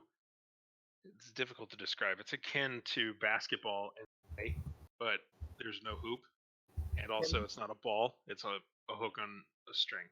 Okay, so this is with the fishing pole. It's not actually with the fishing pole. It's just with a tough string, and Okay. you're just throwing it out, and it's a bit weighted. And he just says, just let it sink to the bottom, and once it sinks, then we'll drag it in, and hopefully we'll get a bite. Is it? This is a long shot, but Lee is not dexterous at all. Is it possible for me to use some sort of strength check? Since it's weighted and I'm like kind of tossing it because I use like thrown attacks with light hammers and hand axes and stuff. It's only somewhat weighted. Like it's not really heavy. It's just enough weight to make a piece of meat sink relatively straight down. Like it's not even a pound. Okay. I mean, you're just slinging this thing, and I mean, All right. I'm not expecting Lee to be good at this. Oh. I mean, like you said, he's really good at strength in some respects, but I mean, I don't think he's ever used a sling before in his life. He has not. He's Yeah. very, very bad at anything ranged, and the reason for that is that he's only trained in really hand to hand or melee sort of combat. and that kind of comes along with him being, paladin training. They're like, why waste time with giving him, good, what do you call it? Like ranged abilities. Yeah. Not to mention, I have this idea in my mind that he's trained so hard and his hands are so thick and like callous from years of training. Specifically, the type of training he does, where he like grips the hammer really hard, that it's like messed up his dexterity. Mm-hmm. So that's an 8, by the way. All right. Yeah, you cast this thing out, and it definitely is not anywhere near the right place. And as you drag it in, he's like, "Oh, slow down, slow down, slow down, slow and easy, and constant, like something walking on the bottom." And he Okay. shows you as he drags in the line in this slow over-under method of pulling the line in. And he says, "You'll know when something grabs." I'll do my best to emulate that. Okay. Should I, when I pull it back, once I get it back, can I toss it again? Yeah, go for it. Okay. That's a 14. Yes. A 14, you said? Yes. Okay. Yeah, you get it pretty close to the perfect. I mean, it's, pretty decent. Now, go ahead and, in terms of emulating these movements, unless you want him to emulate it. No, I'll yeah, from what he shows me, I'll try to copy it. Is that All like right. dexterity or like a survival or? I would think dexterity, maybe, or I'll give you survival. Part of it is knowing how to do it, and the other half is doing it. So, I would, okay. I would rather do dex because all of my wisdom stuff is -1 and all of my dex stuff is 0. okay, well, go ahead and roll a d20 then, and we'll see what. I don't know if that counted as rolling because I think I just kind of dropped it, but I can roll it again. It's up to you, man. Do you feel like you rolled it? Are you okay with rolling? Like, I- what? I think it seems like I I kind of trust you. I mean, I can't see the dice. I don't care. I got a I'll just go with it. It's a 13. It's not that good, so I don't feel like I cheated. Okay. You get a 13, and that is the exact number you needed. Awesome. You are, as you pull it in slowly, hand over hand, you feel something kind of almost like a snag. Maybe you're on a rock or something. It just kind of, because you were gently pulling it and it was a constant pressure, and then it just halted. Should I make like a? Can I make an insight or like a perception to tell if I think that it is caught on a rock or if I think that this is something I need to pull in? Please. All right. I actually have a little bit of plus to that.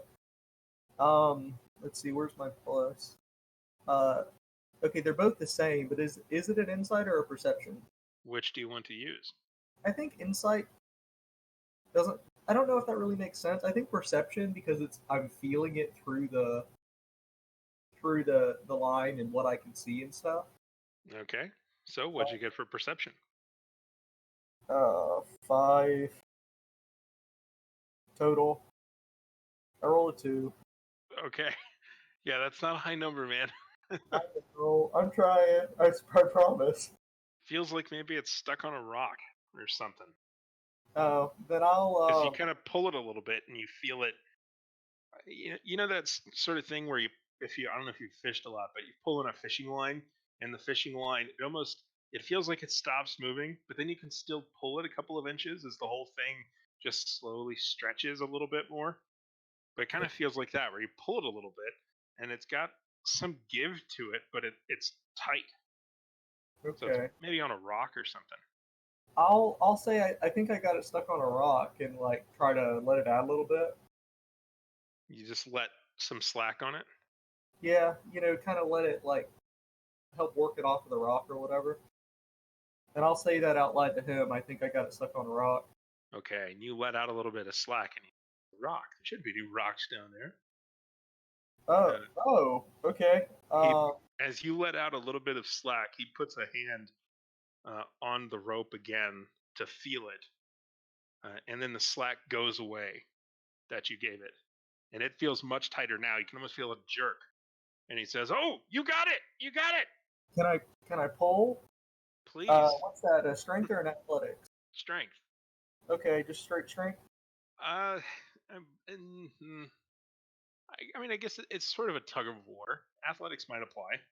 Yes, I have proficiency in athletics, so if I could use it, I will. I will grant you athletics, since pulling a rope is akin to climbing, which is Well, Lee is strong, so I got a 19. okay, fantastic. As you begin to drag this thing in, he's hooping and hollering and excitement, and he says, "Yeah, you got one! Man, you're a good luck charm. Keep pulling it, keep pulling it." And he's grabbing it and helping you pull it a little bit as you start to pull it. And you notice, even through essentially your, I say this nicely, limited perception, that as you, huh? I actually have a pretty decent perception. My passive perception is 13. That's actually pretty decent. Yeah, certainly above average. Not for this party, but it's above average. Yeah, but I was a guard, so I can like notice things sometimes. Okay. You notice that as you give it a good pull, the tug, as you're quite strong, yeah, you're pulling the boat towards the boat is angling around, and you're starting to move towards it. You're not pulling it towards you. Are you sure this isn't a rock? He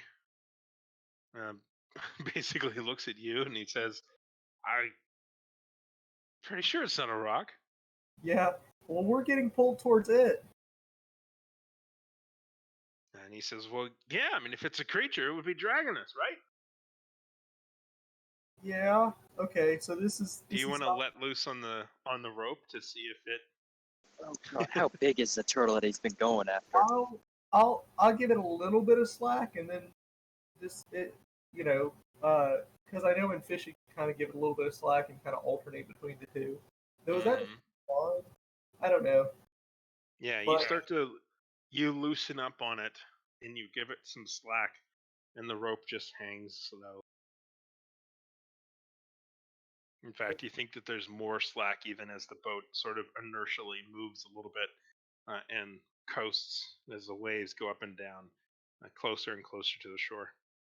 I guess I'll pull again. Admittedly, if all virtual fishing simulators were like this, I would play a lot more of them. Yeah. Agreed. I mean, he seems to think this is normal, so I'm going to think that it's normal, and I'm going to keep pulling. Okay. I mean, to each their own. That's fine. I'm just kidding. But yeah, if you want to try to pull again, make another strength check. All right. Pure strength or athletics? Athletics. All right. That's. Never mind. I thought that was a 7, but it is a natural 1. Oh, well, that's significantly less. That is pretty bad, yeah. But it's a total of 8, but it's still a natural 1. Well, even then. But yeah, with a total of 8, you pull in till the slack is gone again, and you're just kind of tugging on it, and it feels like maybe it's stuck on a rock. Okay, so I do think it's stuck on a rock. That's what it feels like. I'll just say I don't know. It doesn't seem like I'm able to pull anything in. We're just going towards it.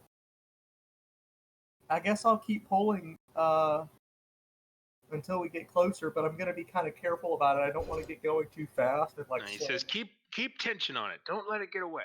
Okay, I'll keep pulling. You want me to roll again? Lee's about to find out that Great Claw had a cousin whose name is Great Beak, and it's a snapping turtle.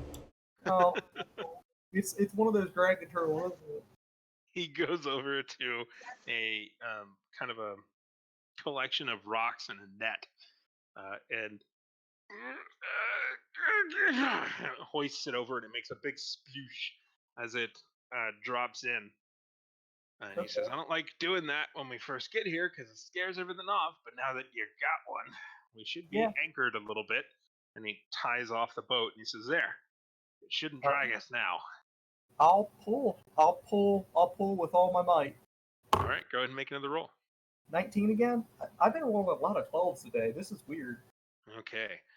You pull in, and you pull in basically like you pull in one arm, you pull in another arm. You see the boat sort of line up, one side being towards the anchor, the other side being towards where you are trying to pull this thing, in line essentially with those 3 points, you being in the middle of them. And you're pulling them in, and you think for a second that you're just going to be dragging the anchor along too. And then after you get the one arm and then the second arm, you feel a big tug, and in fact, your second arm is pulled out with it, and you start to really be concerned that you're just holding this thing with your bare hands on a rope. Not necessarily the greatest. I guess I'm gonna like try to lean back and like get some leverage on the boat, kind of like, really get a power stance going. All right, you lean back and you really hold on to this thing, and it's starting to really kind of hurt your hands. I don't know if you've ever held onto a rope for a really long time, Uh, but I will point out, specifically because of the type of training and fighting that Lee does, he would have ungodly grip strength. yeah, That's that's what fair. that's what happened to his dexterity. Is his hands got so strong that they don't move very well anymore. That's fair. But holding on to a wet rope that is potentially going to be yanked away is a little trickier. 2 minutes of work. This is Sorry, guys. that's fine. This is among the more difficult tasks that he'll likely be accomplishing for sure this day. Can I Go ahead. Go on. can I kind of wrap it around my hands to get like a good, like around each fist, and then just kind of like pull it to my chest? Oh yeah, that's definitely a way to lose a limb. Do it. Do it. Do it. Yeah, Do I it. really got it around like each palm, and Okay. I'm just pulling with all my might. All right. That gives you a good hold to be able to pull. So go ahead and make another athletics check. Okay. Essentially, you having now wrapped your hands in it, essentially, I'll cancel out the disadvantage that I was going to give from the rope being really wet. And part of the trade-off essentially will be that if this thing gets yoinked, you won't be able to let go of it very easily. I'm just gonna be flying overboard, or my hands are gonna get hurt or something. But I will say I rolled really well. Good. 22. Okay. You are definitely in a tug of war with a very strong creature, and you are barely winning. I think Lee's like just groaning as every muscle in his, all the way from his legs all the way up his body to his shoulders, is just like straining and groaning. Yeah. This guy is, well, and in fact, it's not just your straining and groaning. You can even hear the boat groaning, and you can see the front of the boat being pulled down as you pull on this creature, dragging the boat further towards it.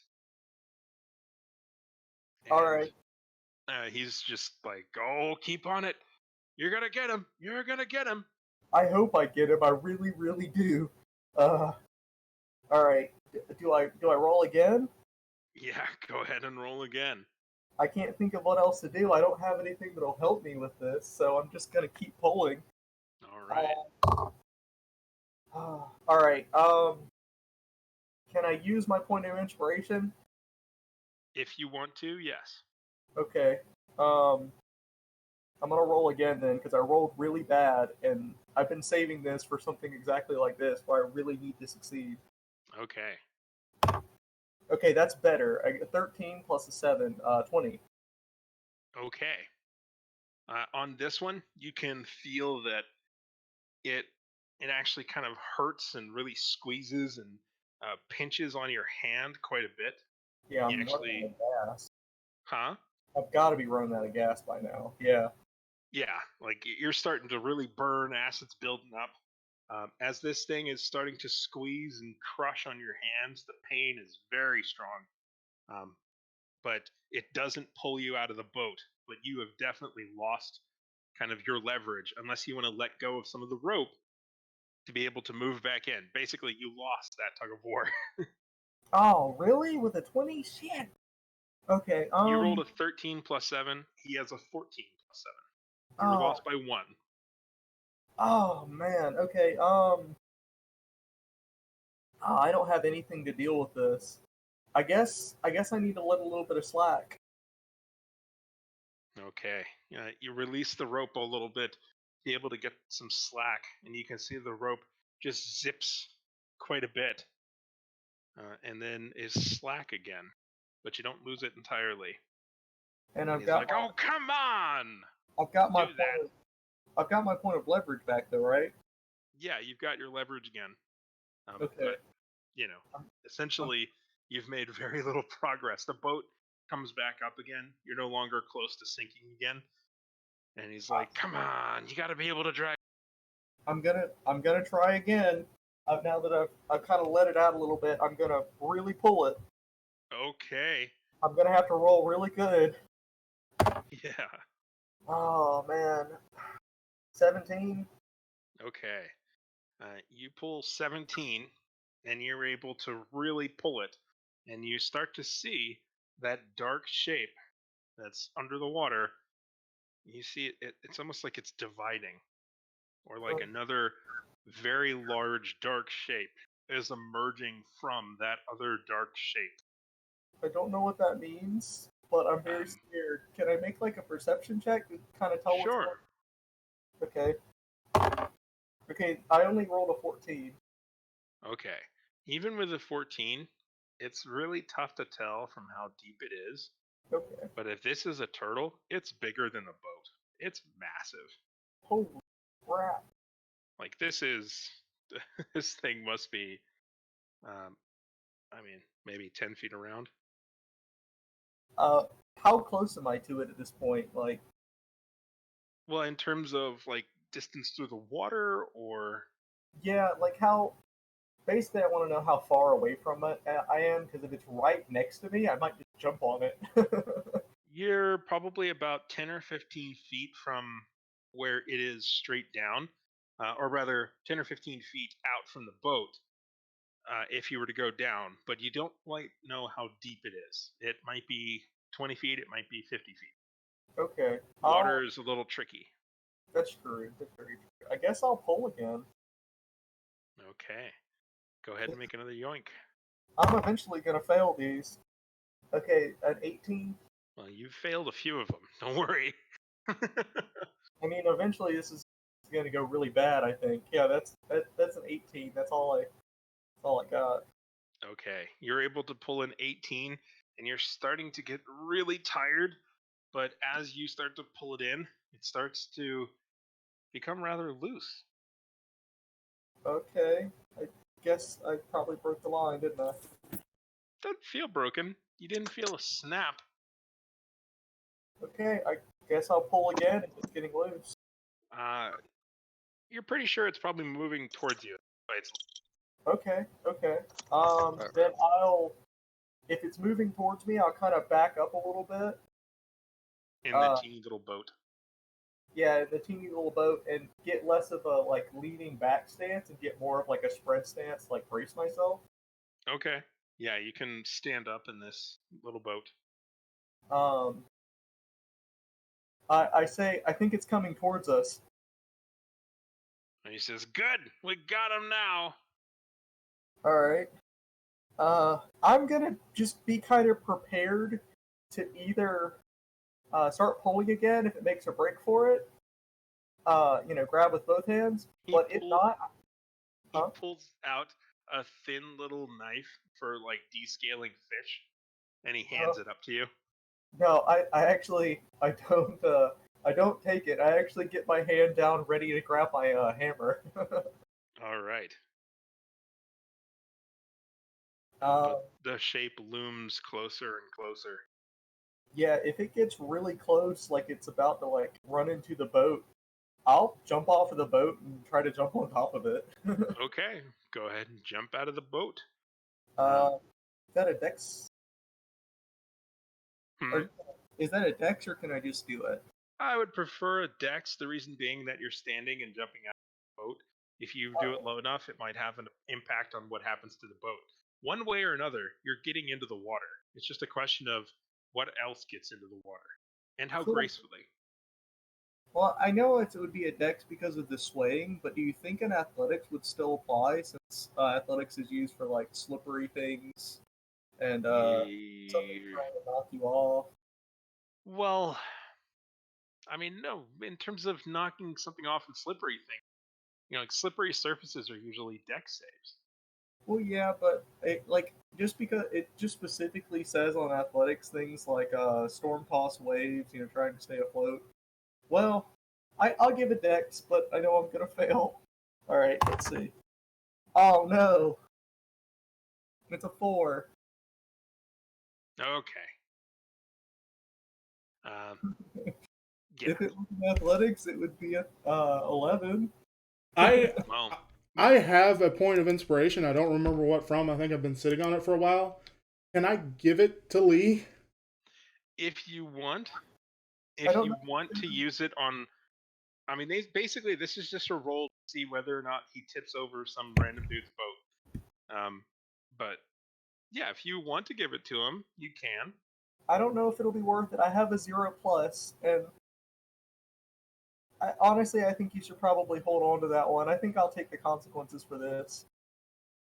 Okay. I feel like it would be. I appreciate it. I appreciate the crap out of it, but I'm just worried that with how bad Lee is at anything with Dex, it would be a waste.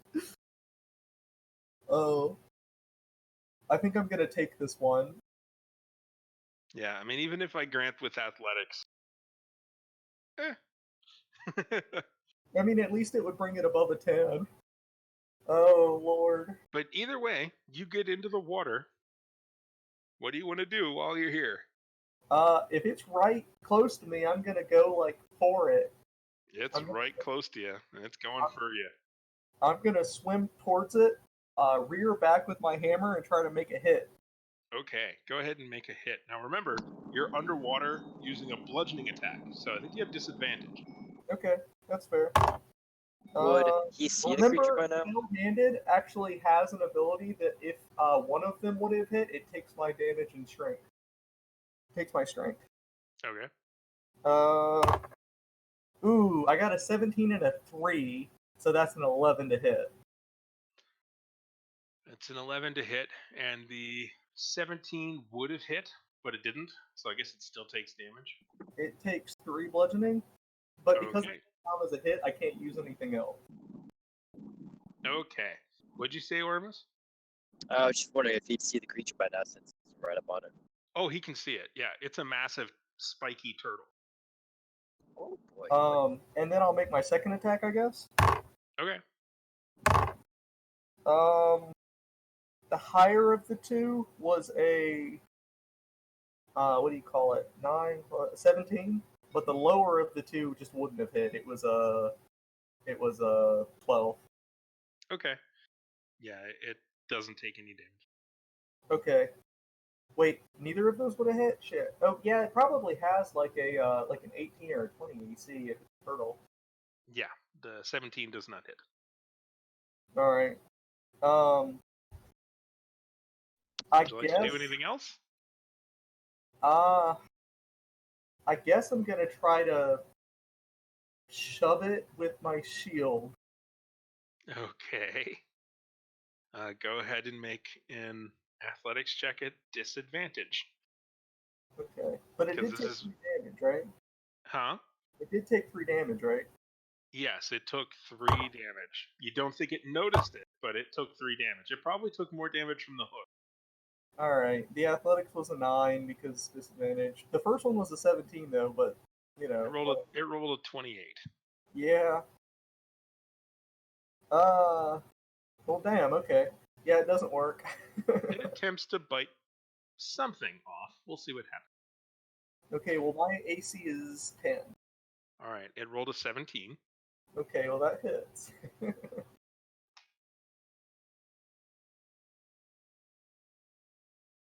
Alright, you take 22 piercing damage as it attempts to bite onto you with a surprising amount of anger in its bite. All right. And then it attempts to claw you. Okay. Yeah. Oh crap! I'm gonna die. I hope not. You said you have a 10 AC? Yeah. I don't Alright, have to bring a shield. let's see. The first claw definitely hit. The second claw, he rolled a 3, but luckily has a +8, so it does hit. Okay. So it's both of those. Let's see, 4d8. Where's my d8? Ah, there we go.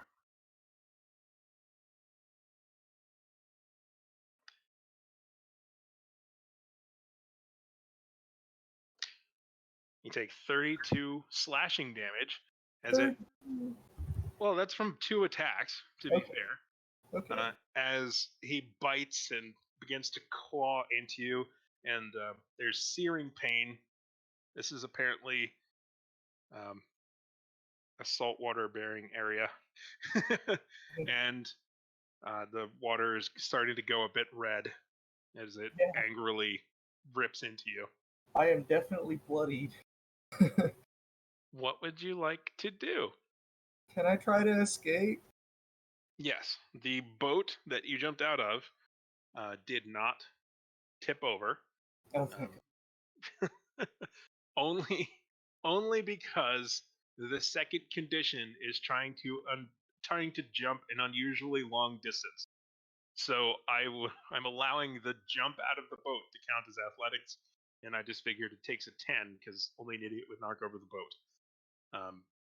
But anyway, but you can attempt to climb into the boat if you so choose. Yeah, but that'll use my action, won't it?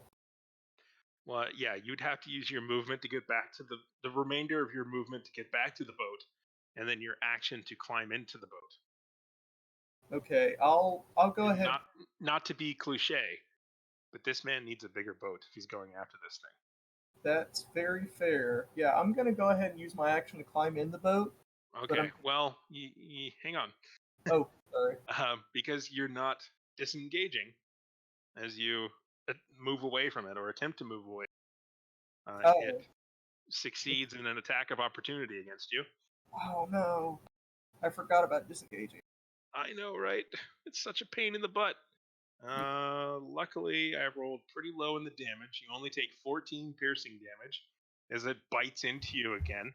You definitely feel you're going to be missing a little bit of flesh on that last one. Ow, that hurt really bad. But you're able to get away from the turtle and swim back up to the boat. All right. Do I need to roll anything to climb in? Yeah. Go ahead and make an athletics check, and he will assist you to be able to get out. He did not assist you very well. I got a 20. Yeah, you're able to get out of the water and onto the boat relatively no problem. You're definitely staining it in a fresh crimson color, but beyond that, you are in the boat, and he's saying, "Did you get him? Did you get him?" Please tell me you just say, that's salt water. I spit out a bunch of salt water and blood from my mouth. It's just like pouring out of my face.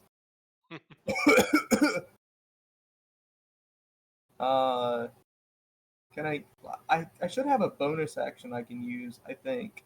What would you like to use it with, or use it for? I think I'm gonna use it to. Well, I'm trying to find anything that actually works as a bonus action. I guess I'm going to. Can I use my channel divinity to heal myself? Yeah, maybe. I mean, in terms of the channel divinity, what is it? A spell that you do with it?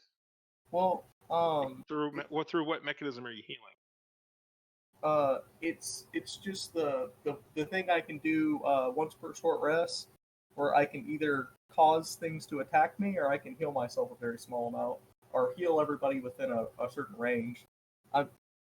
It's a bonus action, and I have to use my what do you call it? My focus, basically, my symbol. Sure.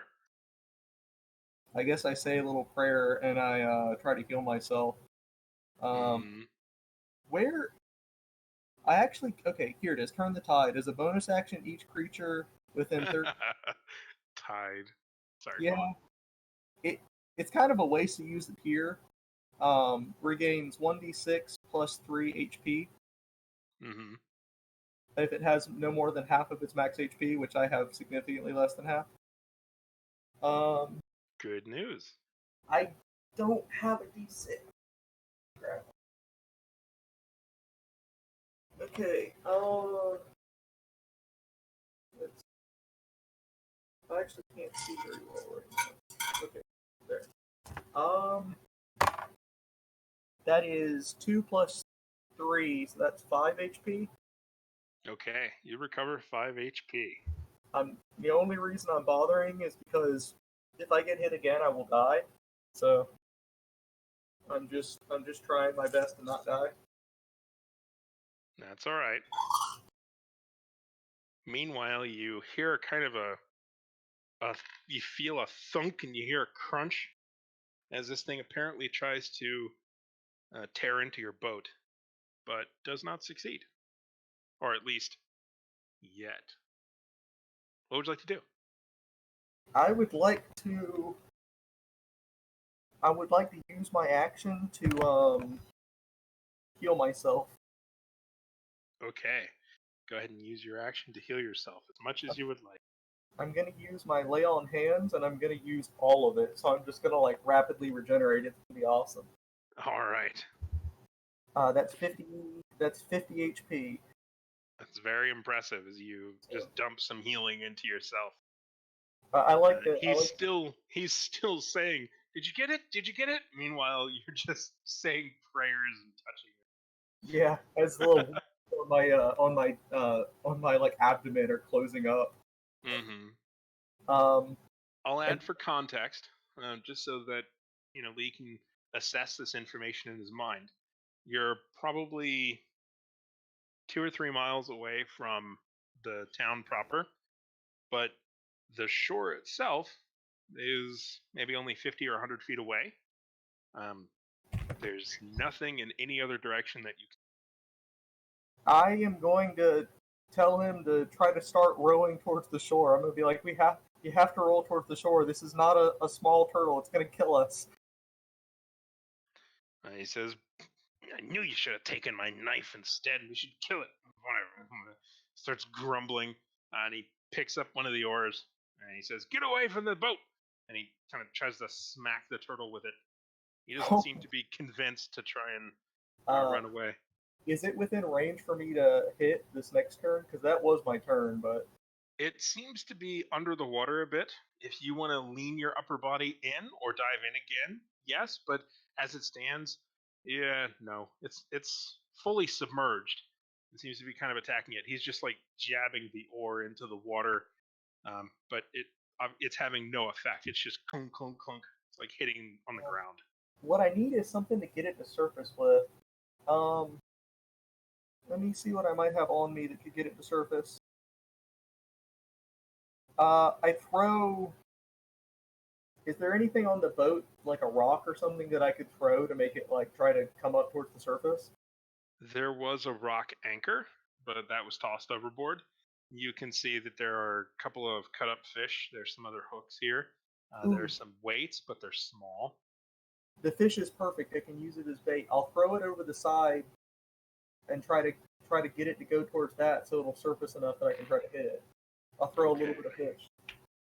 All right. You toss some of the bait fish over the side.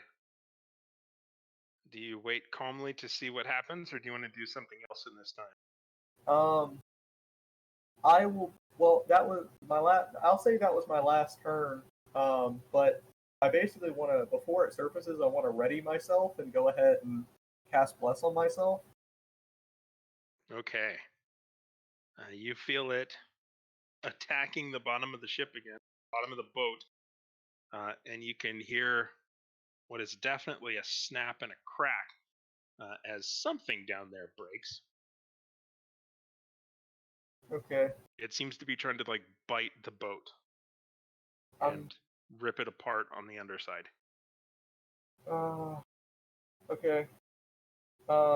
Is us moving changing anything? You haven't moved at all. Okay, but he's getting ready to move us. I mean, he seems to be poking the back or some kind of shell of this creature with an oar, and the anchor is still tied to the side of the boat. You haven't gone anywhere, and he doesn't seem to be trying to get any. So is the shell above water? No, nothing's above water. He's like jabbing it into the water. It's going down a couple feet, and nothing's happening. He's just doing it. I guess I'll try to convince him to start moving the boat again. Can I like roll a persuasion to see if I can get him to like do it? Yeah. I mean, I'm like, we really have to go. We can't take this thing. How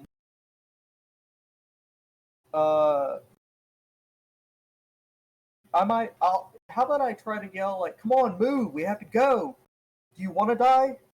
And that's a 17 intimidation. Okay, for an intimidation, yeah, it'll work for an intimidation. Persuasion wasn't gonna work, but for an intimidation, because you're trying to get him like, come on, we gotta get. Yeah, and now you're just like, time to move. Yeah, I think that's what I kind of have to do. Mm-hmm. So I'll do that. Yeah, that's a 17. All right. Yeah, it's taken a little bit aback by your severity, your sudden passion, your machismo, as some would say, as you come alive. I'd call it panic. Yeah, I'd call it something. Lee drops the hammer, so to speak. So, yeah, he picks up the other oar and is about to start to row, and he sees the anchor still attached, and he tosses down the oars, and he picks up his little scaling knife again and starts to saw at the rope as quickly as he can. All right. Is there anything that I could do to like maybe I can grab the knife and just like cut it really fast? I mean, you can. You think he's going to have the rope pretty darn quick. Okay. You hear a louder crack and vibration through the boat, and you see a lot of water coming in. Presumably he has broken through. It's probably like a double layer boat, and it is broken through the layer. More water is starting to come in, and there was already some, but you think you're going to be you don't have it just went from minutes to seconds. Okay. You don't have time. You don't have a lot of time. I'm gonna find just the best place that I can to basically just like pound the shit out of this thing, because it needs to die. Like I need to be able to hit it somehow. Right. Is there any way for me that I can think of that I can hit it? You can dive into the water with it. Okay, I can't do that because the disadvantage is so much that I can't like land a hit on it. Even if you had the advantage, you think that this thing would probably still beat you in a fight. Probably. It could have killed you in 3 hits, and in 20 seconds you nearly died. Yeah. Less than 20 seconds. You think even with advantage, you'd probably still be fish food. I can't think of what to do.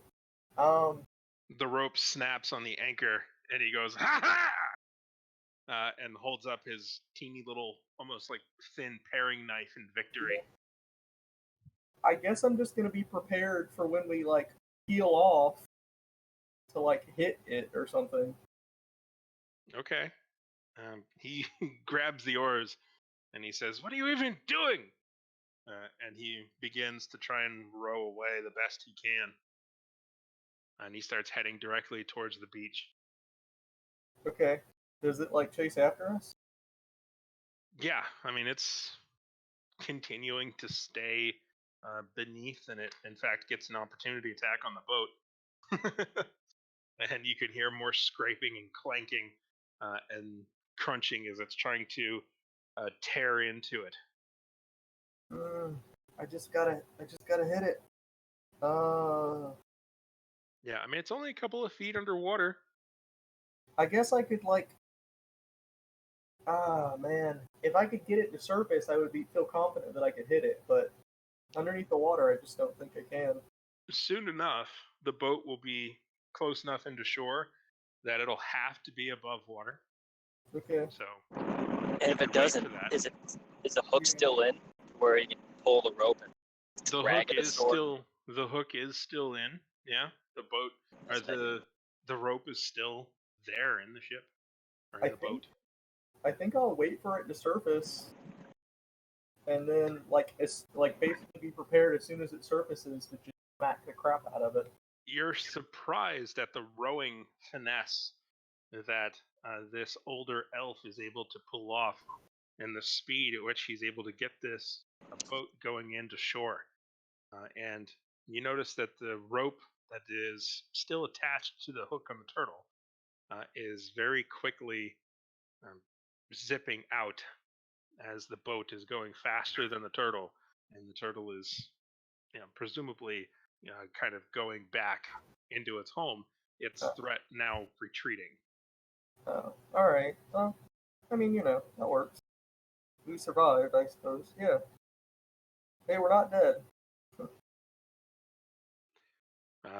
He says, grab the rope, grab the rope. All right, I'll grab the rope. Don't want to lose it. Yeah, Right, I grab the rope. Do you return your hammer, I'm assuming, to some sort of a hanging loop on your belt, or do you just drop it in the boat? Yeah, I'll put it on I'll tuck it on my belt, then grab the rope with one hand, and then grab it with the other after I get the hammer on. All right. He continues to row the boat until it beaches itself in quite a bit, and he runs through the surf around to grab the rope as well. And he says, we got him now. Give it a good pull. While he's trying to pull with all his might. Go ahead and make an athletics check. That's 23. Okay, with a 23, and he's going to add some as well. That's a pretty darn good tug. You're able to pull and pull and pull it, and you fall backwards as almost certainly the rope has broken. Damn. Oh well.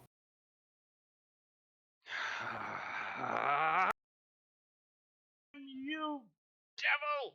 And he starts kicking mud at the shore. What just happened, dude? I bet the rope broke. And he reels in the last of it, and he gets to the freight end. He throws it down in the sand. You guys starts walking up on shore. You guys catch those things? I was hoping to. I'm sorry. He sits down on the beach.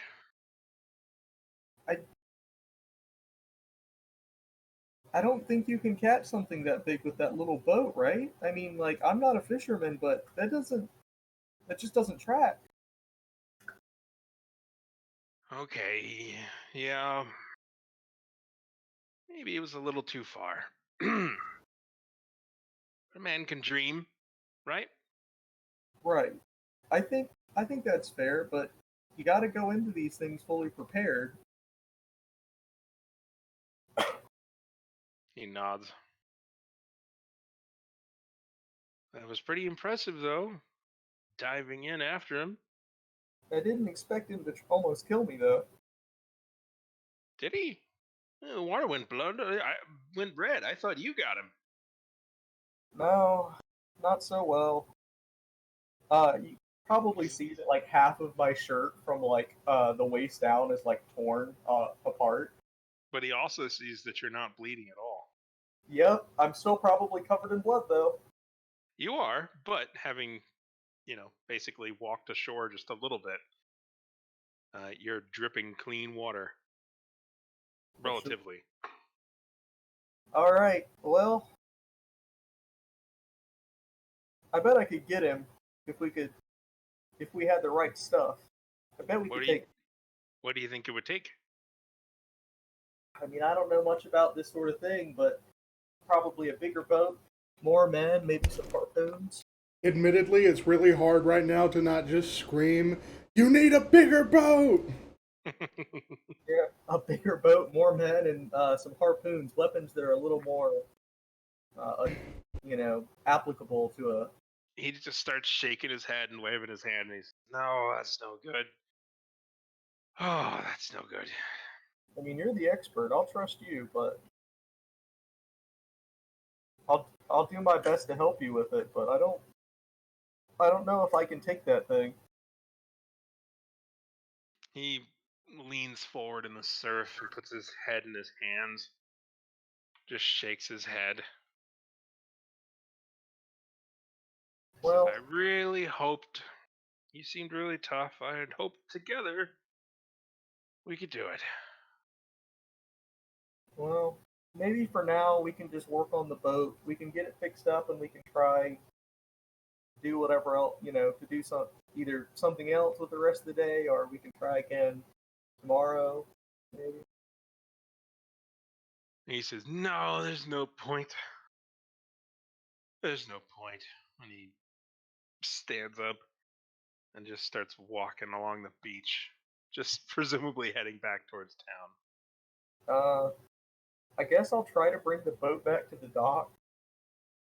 Do you want to row it back, or do you want to drag it back or carry it back?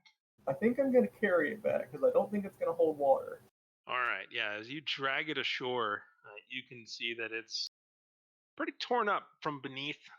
In fact, there are plenty of areas where the boards have clearly been completely stripped or cracked through, or in fact, in some areas, ripped completely clean off.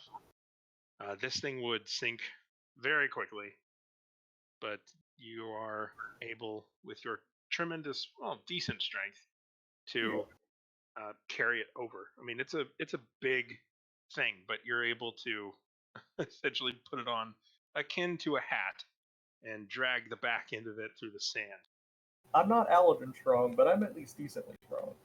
I'm Yeah. normal human strong. And after a time, he'll, turn around, see this effort, and come back and give you a hand, so you're able to carry it much easier, walking in the, 2 to 3 mile beach stroll that it'll take to get you back to town. You know what would help with catching this turtle? A lot of things. A better net. A better net, that is very true. I don't know if I'll bring that up. It doesn't seem like the time, but I will probably ask him on the way back. So, what are we gonna do for the rest of the day? You've got me for the day. He says, well, I'm going to get drunk. That doesn't sound bad. Yep. You got any way to get this ship fixed? He says, it's not really my problem. I mean, I'll probably have to pay for it, but Wait, not whose boat mine. is this? He says that there are a lot of communal boats. We all just kind of share them. We all take care of them, share the costs of them. That's fair. Yeah, we're a fishing village, so we know that if we go out and there aren't enough boats, we can work together, but any one family going hungry or out of the job just because a boat went down, plus the boat makers always like it. They always got good work. It works out pretty well. It's actually a system Aiden put in place. That sounds pretty smart. He nods. He says, yeah, he was a smart guy. Is he gone? I haven't seen him for a couple of days. Oh, well, I think I probably know why that is. Yeah, I think you know too. I didn't. No, I didn't hurt him. I think he's just avoiding me. Well, that might be true too. I didn't. Hell, trust me, I can't. He's too fast of a swimmer, but I wouldn't have hurt him. Yeah, he is. Did you actually hear what happened? he actually dumped me. He dumped my goat in the middle of the ocean. Your goat? What are you doing with a goat in the middle of the sea? To be fair, we go everywhere together, but I now see that it wasn't exactly my best choice. Was it a bigger thing or was it one of these? Uh, one of those little boats. Like the one that you have that you're carrying, right? Yeah. It was one of these. You took that big bleeding goat out on the white. Yeah, I regret it now. It wasn't a great decision. That's why I sent her home today. Is we're not normally separated, but last time it didn't go very well, and she was just kind of in the way. So. So why'd you take him out? Why did I take who out? Oh, why'd you go out to sea with Aiden and a goat in a boat? Well, he told me he was going to show me where the net was. Or he was going to show me where it was. He was going to show me. Keep saying net. We've got 5 or 6 net makers in the town. Well, this isn't a normal net. It's a net that can catch anything. That's what nets are for, son. They catch things. No, you got a big enough net, you can catch anything. You can catch the world with a big enough net. That might be true, but this is that net. What net? The net that I think Aiden has.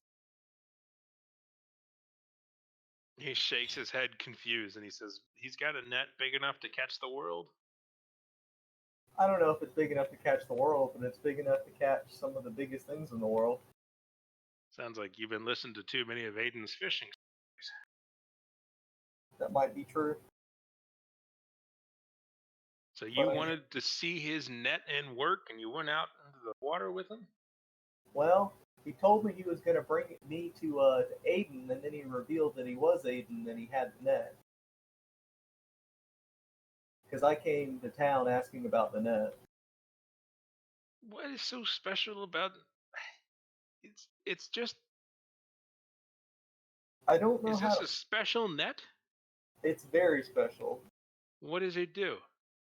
Well, it catches anything. I don't know the exact... When you say catches anything, what do you mean? As far as I know, it can even catch a god. But what do you mean? It can catch anything? As far as I know, it can catch anything. But all nets can catch anything. That's what nets do. What's so special about this one? I don't really know. I was just told to come and get it to stop a dragon. You are a weird person. A lot of people tell me that. He just walks in silence. Do we need to bring this to somewhere specific to get it fixed up? And he says we just need to drag it into town. Or in the docks. Somebody will take care of it. All right. Oh. You got about an hour-long march. Is that all the questions you want to ask him? I mean, I can't think of anything at the moment, but I'll probably chat with him a little bit. Okay. Chat with him about anything in particular? I'll probably ask him what time he wants to meet tomorrow. He says, no offense, but I'm not really looking for an apprentice. Well, that's fair, but I told you I'd work for you.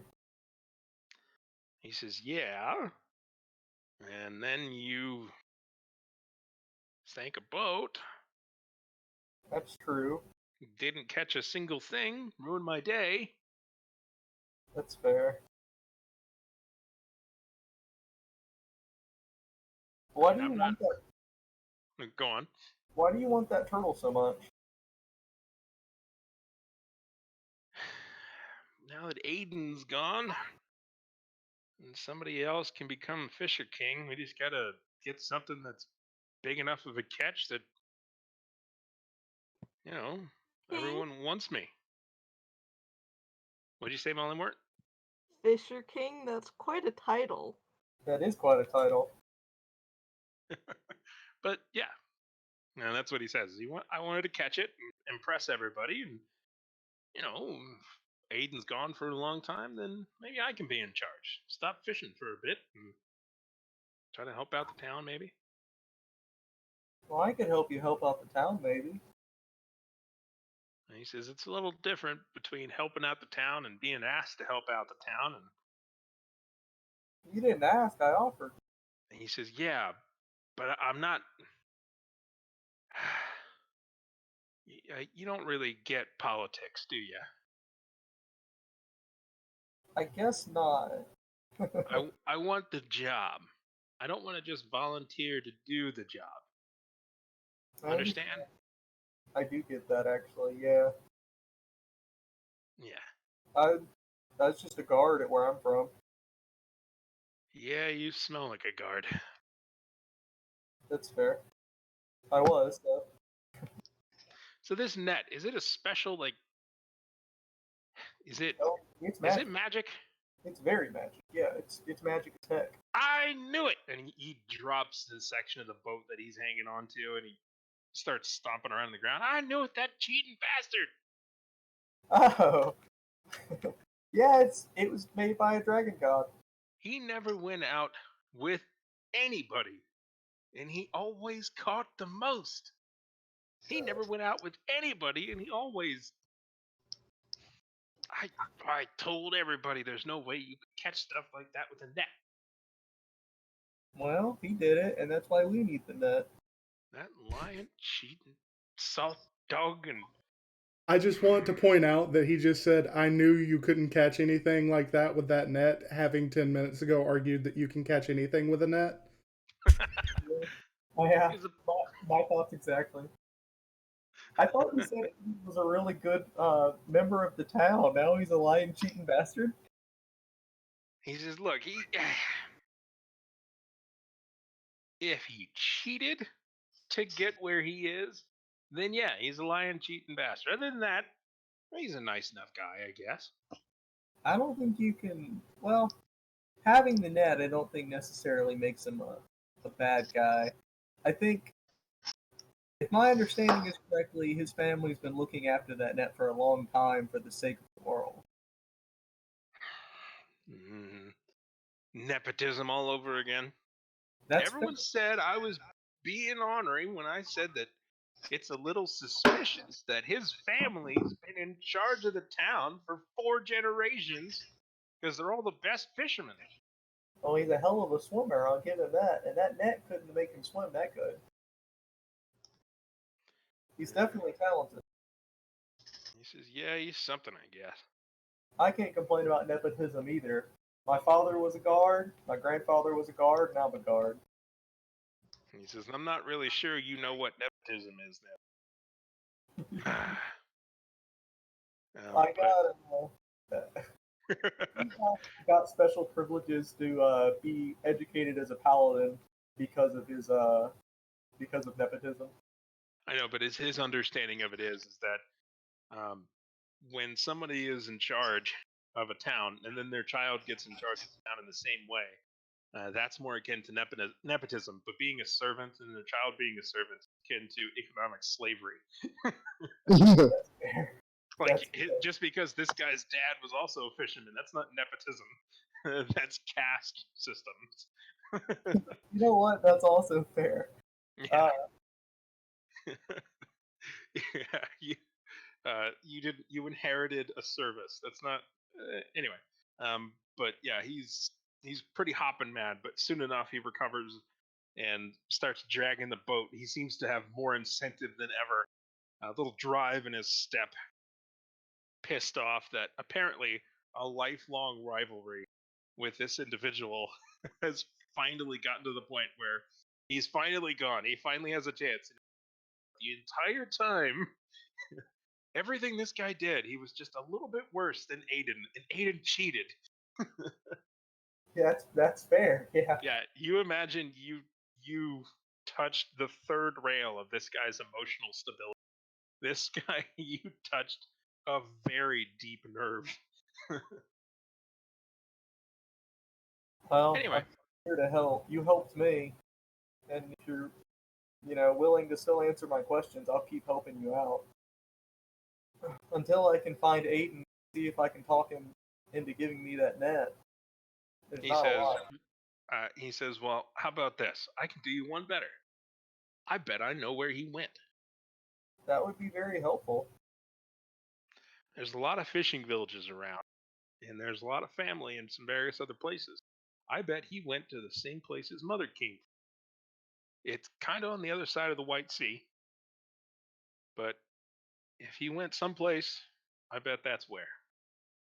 How long would it take to travel there? He says, depends, by land or by sea. I can do by sea if I can get somebody to take me there. He says, if you get proper passage, probably not more than a couple weeks, maybe 2 week I or don't know. 2. It depends on the weather. To I be don't know. honest, never been. I don't know if I have that kind of time. I'm in a bit of a time crunch, and I need that net, and I need it fast. He says, well, yeah, you can see he's just kind of thinking, yeah, I don't know what else you might be able to do. Mm, me either. um, Yeah, he says that if you get a good deep water ship, maybe that'll help. Most of the ships that we've got here, they can't really go into the deep water. Can't go too far out. So, it adds a couple 100 miles onto any kind of a journey. I mean, overall, you're looking at maybe 800 miles along the coast. But if you go direct, it was a little over half that. You can cut your time, but we don't have any deep water ships here. do you know where there might be some? Some of them come through occasionally, refit and such. Yeah, if you go north a bit, it might take you a little bit of time. There's a couple of ports there. They can help you out. You can get more passage. Right across the ways, actually. You might be able to make it, although it might be a little tricky, but you can go across some of the deep water for a closer journey, and it would probably be a one-way trip, obviously, for you, but there's a fairly big port city to the southeast. I can go there. Yeah. Although I can't remember the name of the island his mother's from. Mm, Sure. I'm sure some of the folks in town know it. I'll We'll find out. I'll ask around. Thank He you. says, "Oh, I'll be sure to help you. If it means sticking it to Aiden, I'll be more than happy to help." Hey, I'll take any help I can get. I appreciate it. Definitely. So he's able to march with you. You feel like he's really picking up the slack on this boat, doing a much better job. But he leads you into town, carelessly drops the boat. It shatters a little bit more in the front where he just releases it. And you're able to slowly let it down if you like. Yeah, I'm not gonna drop it. I'm gonna kind of like gently rust it down. Yeah, as soon as it's free, he just stands up and stretches a little bit. You hear a pop, but that seems to be good for him. And he just starts to quickly, almost skip through the streets, like it's a quick paced, almost jog as he kind of runs in to town, apparently on a mission.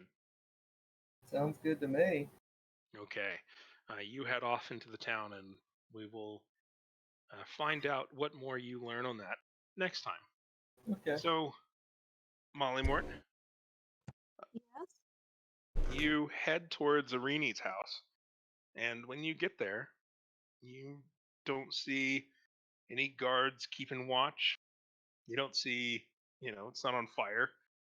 It looks completely normal.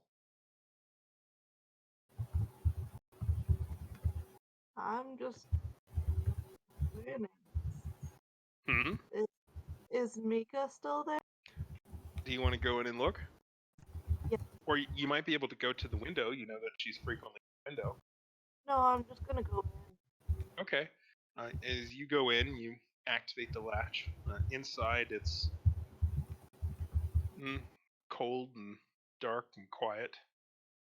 And you walk through the room. I'm gonna make a layout of Irini's house. You guys are there enough. Anyway, you walk through and you get to the room that Mika occupies. And as usual, Mika is there looking out the window. And she looks over her shoulder. And her eyes narrow. You suspect that she was expecting Irini. And she says, "What's happened?" That's it. I'm just gonna walk over and sit on the floor by Mika's chair and look down, and everyone got taken away because we got into a little bit of trouble. So Irini will be back soon. Everyone should be back eventually. What kind of trouble did you get into?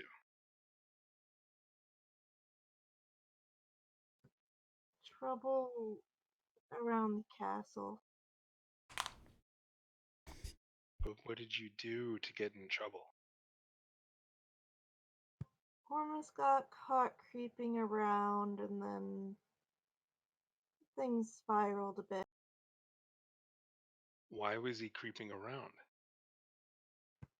He was trying to gather information. I don't know what he could learn that he couldn't learn from being the queen.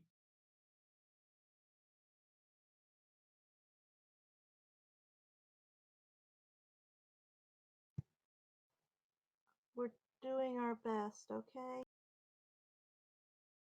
You're doing your best at what?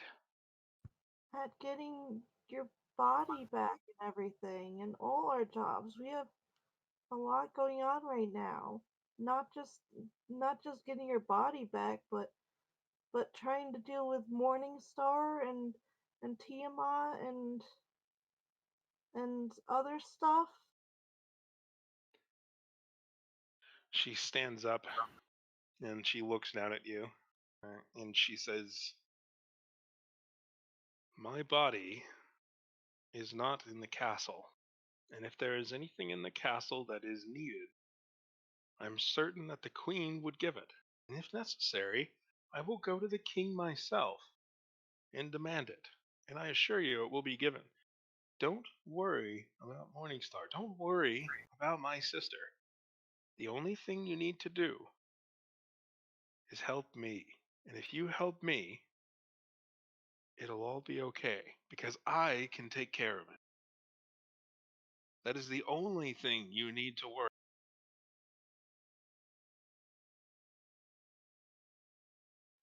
Well,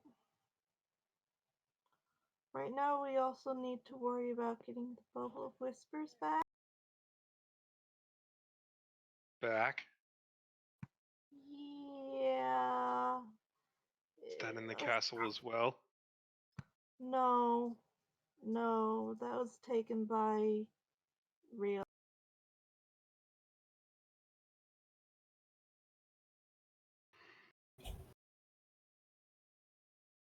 A frustrated look is on her face. I feel that. All right, come along. And she begins to walk out of the room and walk out of the house. Oh Lord. I am going to follow. All right. I am going to try to take Mika's hand. Okay. As you attempt to take her hand, she seems to almost not pay attention to you. But as you do, she allows it. She does nothing to facilitate it, and she does not let it stop her stride, but she allows it. And you see that she's not going towards the palace, but instead she's going towards a different side of the city, sort of northeast area. Having done most of your work in the center or the northwest or the south of the town, you haven't actually been to the northeast, a more nicer residential area of the city. And she strides up to a fairly nice home and goes through the main walkway past a fountain of some kind that is currently bubbling, and goes up and knocks on the door with a surprising ferocity. Just a loud kung kung kung. And she just continues to stare at the door as if looking right through. And soon enough, the door opens, and on the other side is a man that you recognize. You know that this is the human form of a particular blue dragon that is the advisor to the king on matters referring to dragons. Uh-oh. I am not gonna meet his eye. That's fair, considering you are wearing his son's skin. Yeah, I probably should have taken this off. Anyway, as the thumps occur, and as it opens, you can see Throughbane is surprised to see her, and soon kneels. And well, not so much kneels, but like bows the head respectfully, and says, "My lord, what a surprise! To what do I?" And Mika holds up a fairly manicured hand, in a sense, and says, "We have no time for formalities. Our time in hiding is done. We need to impress the urgency to the king. I wish to see him at once." Oh shit! All right. Throughbane nods. Says, "Well, let us do this, my lord," and turns and leads the way with Mika following, presumably to go get an audience with the King of Hope. And we will pick it up next week.